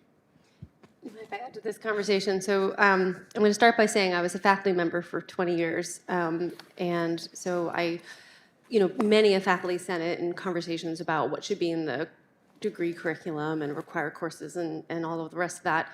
And I do think that students are very hip when they ask, why do I need this course? We dismiss that like, well, because it's in the degree program. But they're really getting hip to understanding like, wait, no, really, why do I need this course? What's the connection to career? And I think that numbers that we're seeing about trust in higher education have been very, very troubling. Part of that is suggesting that people are starting to seek these alternative pathways. So I agree with everything that my colleagues are saying, that employers have to drop the degree requirement. I also agree with what Jeff said on the previous panel about we have to rethink the curriculum. And we've been saying for a while, what is it, Clay Christensen and Michael Horn said years ago, half of the schools were going to be gone by, I think, well past this year.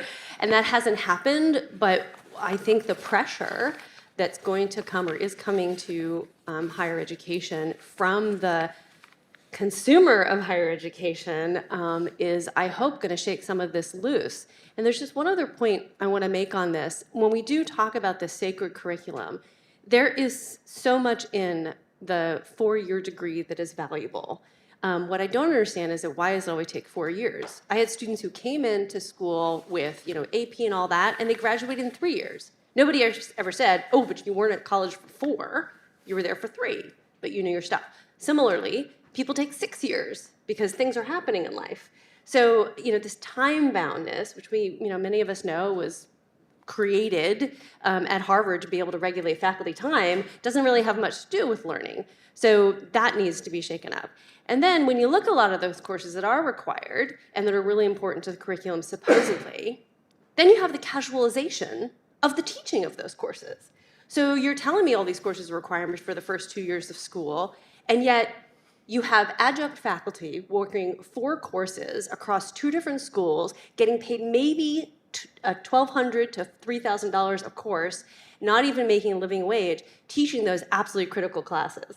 Like, there's a lot in there that makes no sense to me, and it doesn't make sense to students and their parents. That is a lot, and there is so much that needs to be disrupted. I mean, there is opportunity for students to progress now at their own pace, based on competency rather than based on seat time.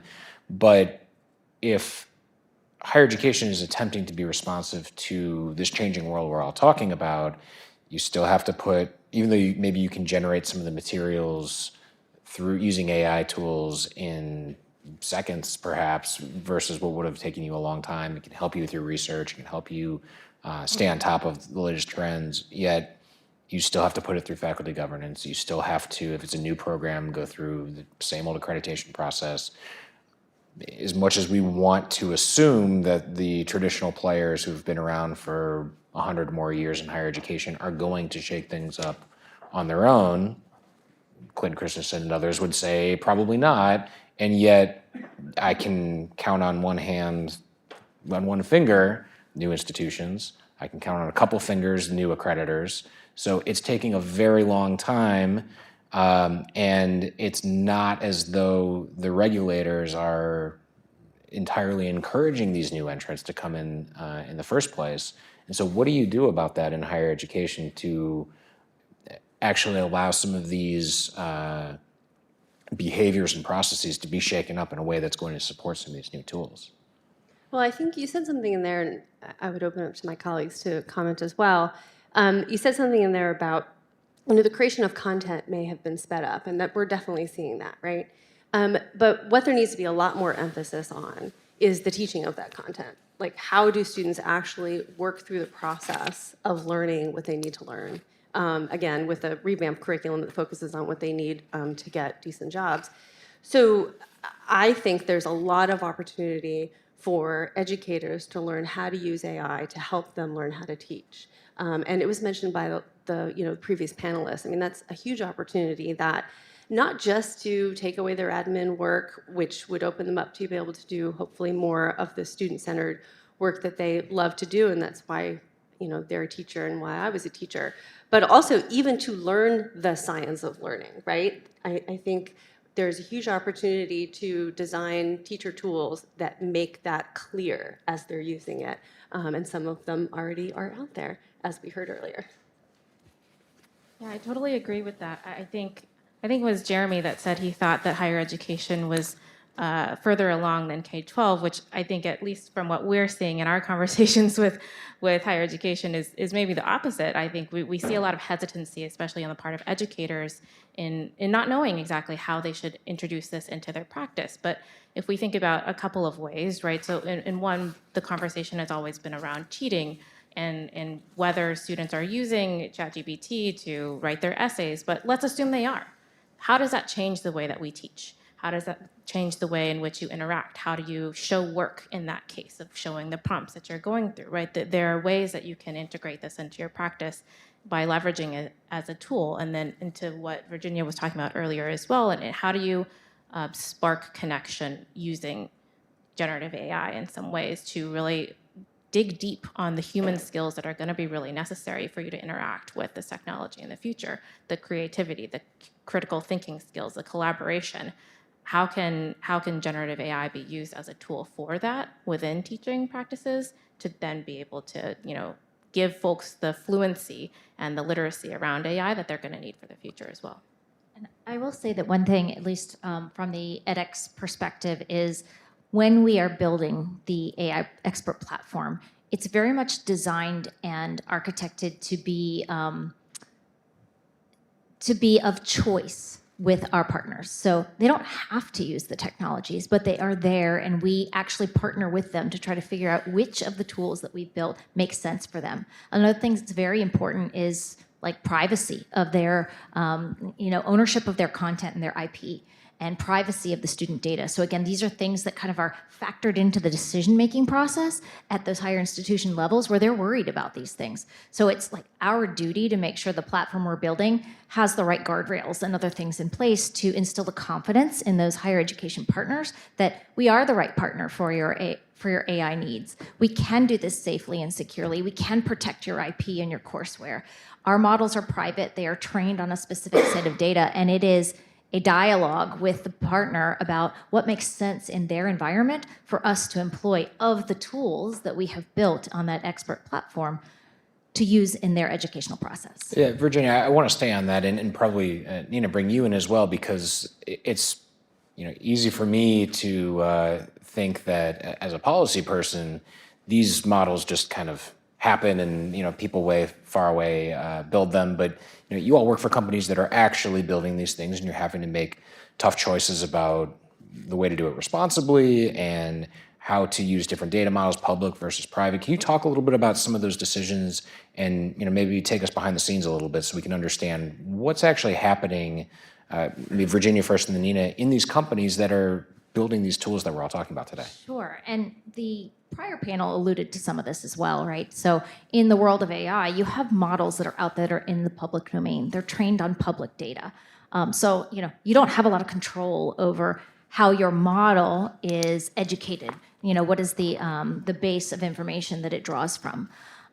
So, for example, on the edX platform with our expert AI platform, it is all private model based. So we have partnerships with both Google and OpenAI, and we use private versions of their models. And we actually control and curate the content on which those models are trained.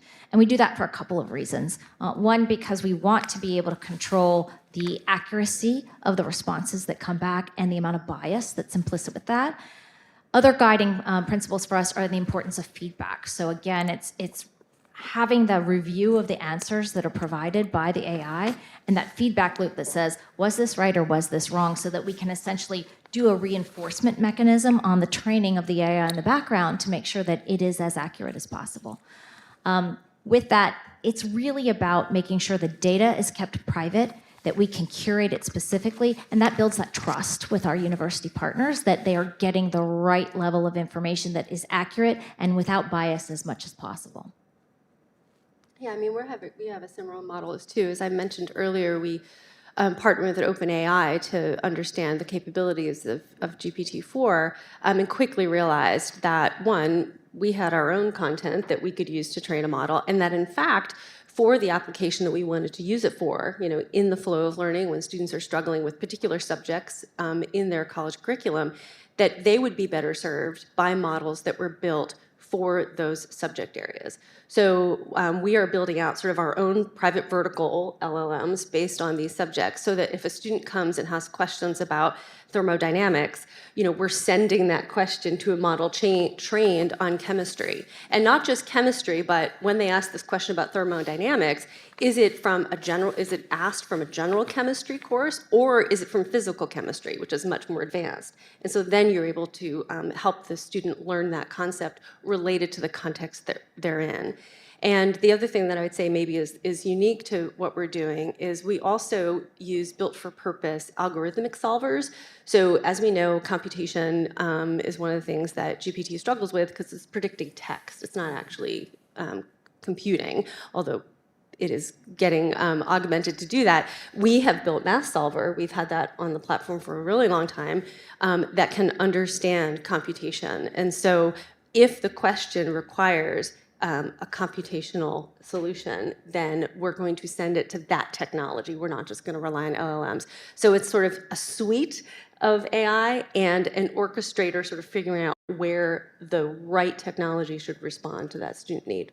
Yeah, and to add to that, it's a very similar model for what we're doing at edX.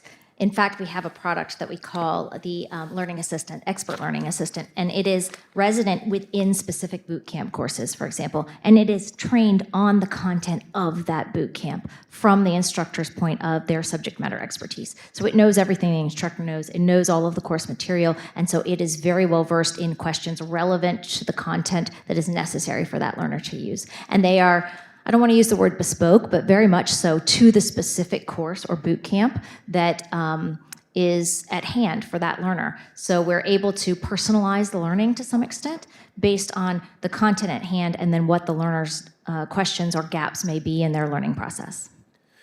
So we're going to take questions in just a few minutes, but before we do that, I'm hoping, Tiffany, we can start with you, and really would love to hear from each of you. There are a lot of headwinds to this, right? This is clearly not something that's going to happen overnight. You mentioned the idea that half the colleges would be gone by now, and you have hundreds of billions of subsidies into the traditional system. You have a lot of the kind of status quo elements of the existing system that we've talked about.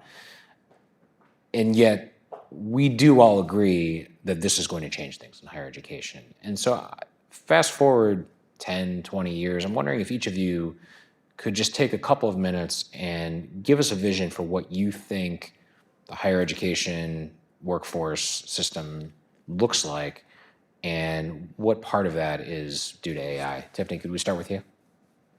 Yeah, it goes back to, I think, one of the themes that you brought up in the beginning about which parts of this is AI and which parts of it are not, because I think that they're quite intertwined, and I think AI is a forcing function to be able to bring about some of the changes that we've been talking about as an ecosystem for a long time, right? So we talk about, work and learning being more intertwined. We talk about higher education being more responsive to the skills that are needed in the market.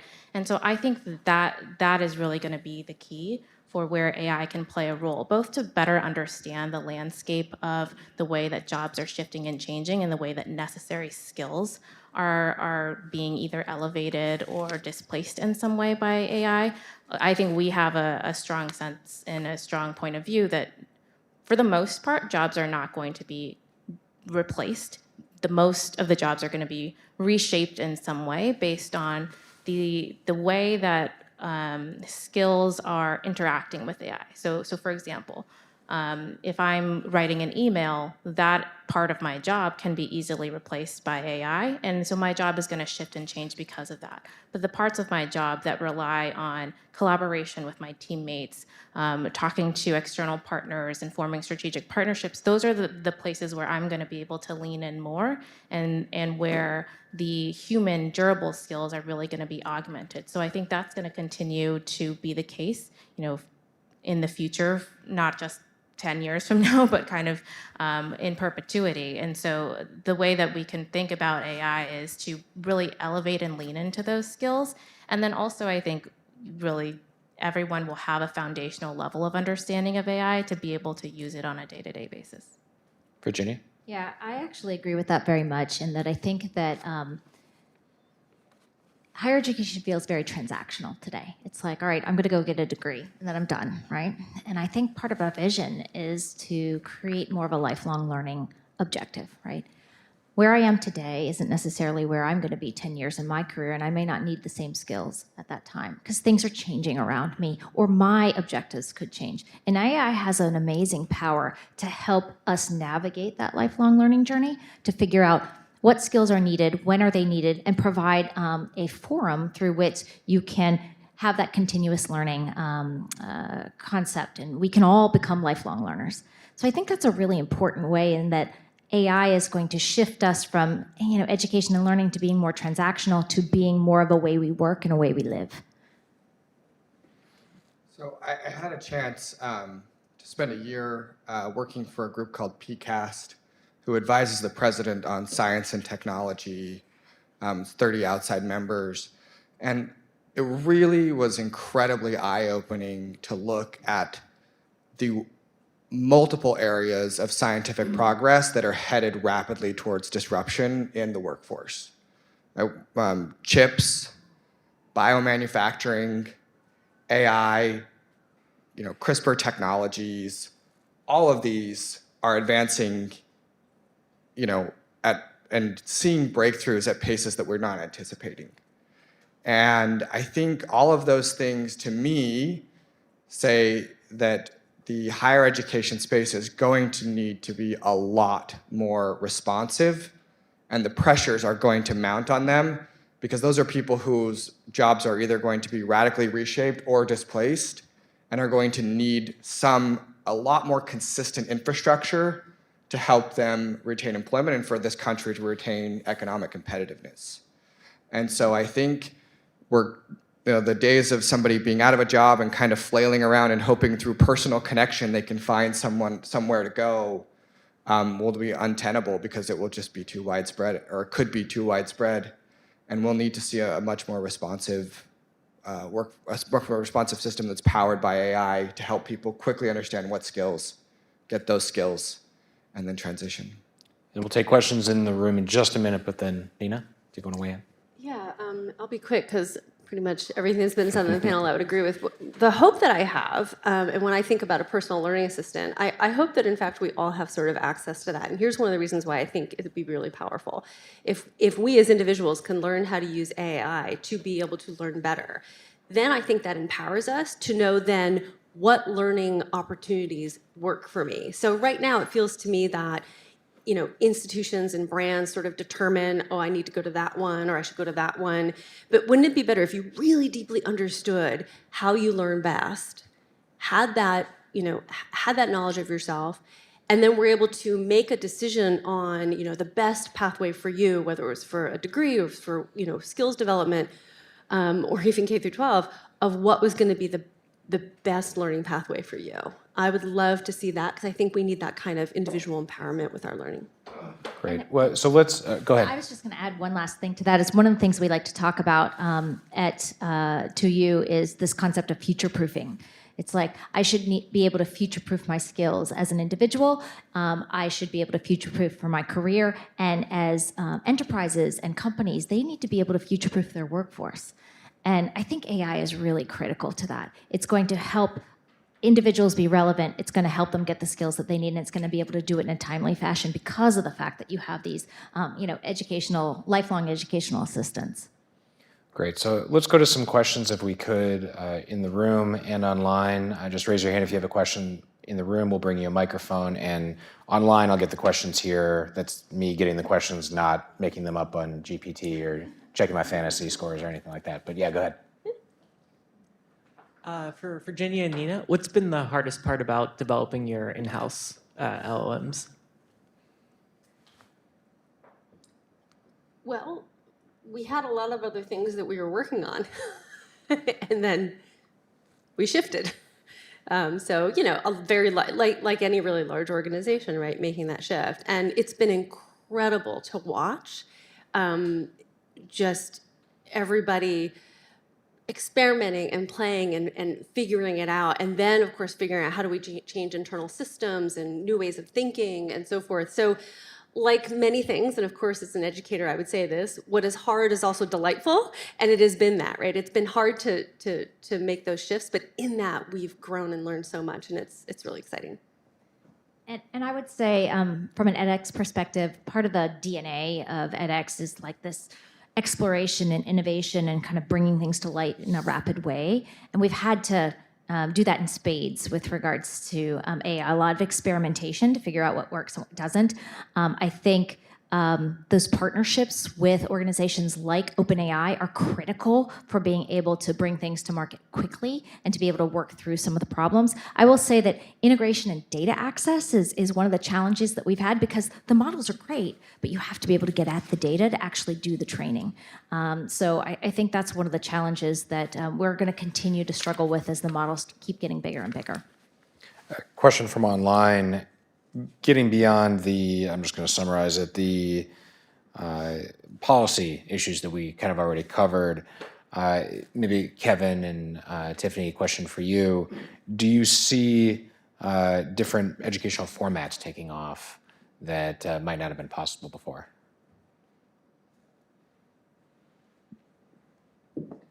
I think so. The one that I'm most interested in is simulation-based learning environments.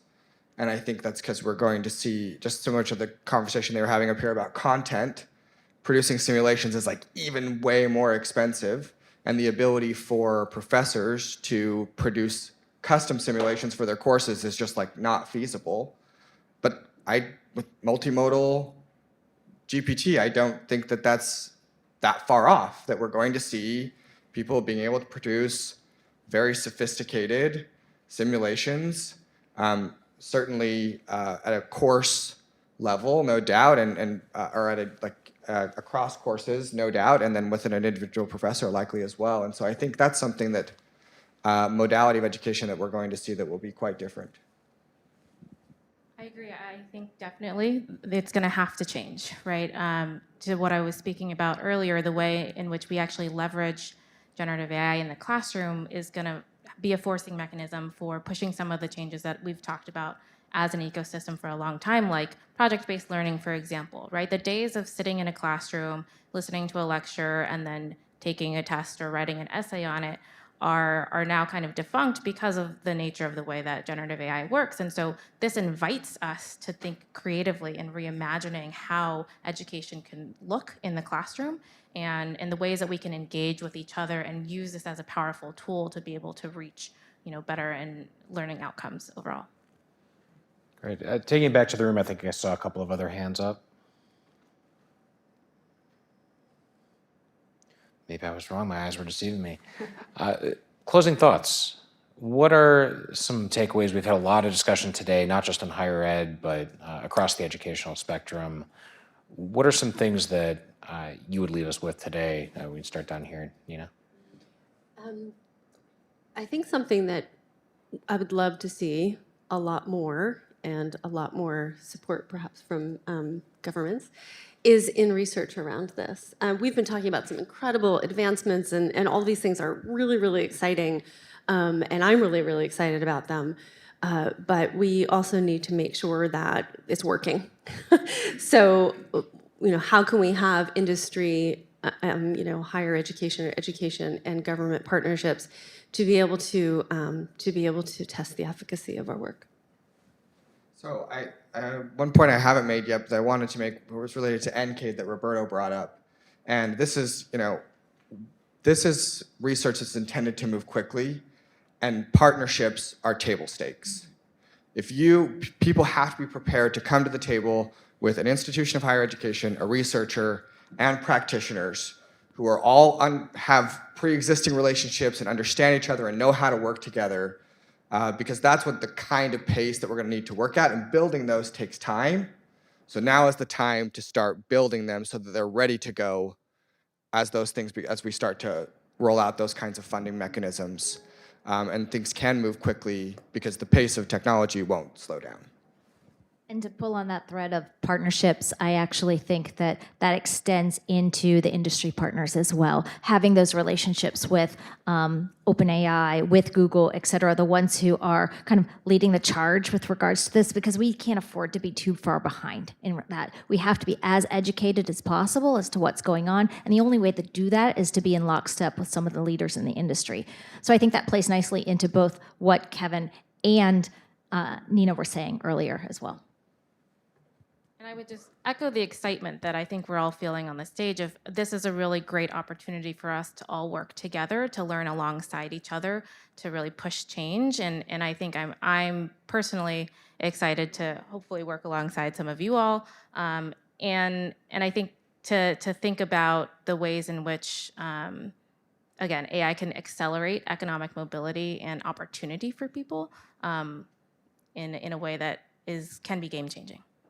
Yeah, I mean, this has been a very hopeful discussion, but I think a realistic, grounded conversation as well. So I really appreciate you all being here. Please join me in thanking our panel. And I think John just has a few closing remarks, and then we will be wrapping up for the day.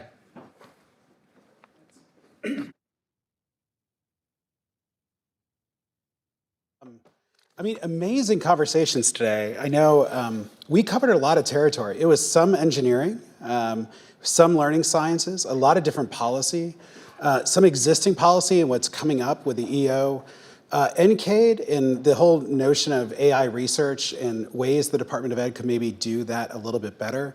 I love this idea. The one theme that was coming up, everything from Conmigo to especially in this last panel too, the idea of learning assistant. Like, I wonder if there's this like new tool that is beginning to kind of emerge because of AI, that we think of like instruction, we think of tutoring, and I love this idea of a learning assistant. I realized when I was just reflecting on the way I use Claude and Bard and ChatGPT, it often is a learning assistant. It's helping me to take complex topics and make them simpler. I need them simpler. It is to help me with writing. It is an assistant as more than it is a tutor than an instructor. And so I am just so grateful for all of our panelists today, all the experts. They took out a lot of time in order to come and to be with us today and share kind of their insights. The other major takeaway is that everyone feels like maybe they're behind. And I just want to assure you, you're not. Everyone is literally learning into this at this very moment. And the moment someone feels comfortable, a new model comes out, new capabilities come out, and we don't reset, but it does sort of move us back. And so the whole notion of jumping in and experimenting and piloting and learning, I just want to leave people with in order to take that spirit with them too. So one more time, join me in thanking all of our panelists, and then we'll let everyone online go and join us for a reception after this as well. So thank you so much. Great. Oh, and I just want to thank Caitlin and also Kate too for helping to put this event together, and also the great media team. So we couldn't do this without them. So thank you, Caitlin. Thank you, Kate. And thanks everyone. Take care.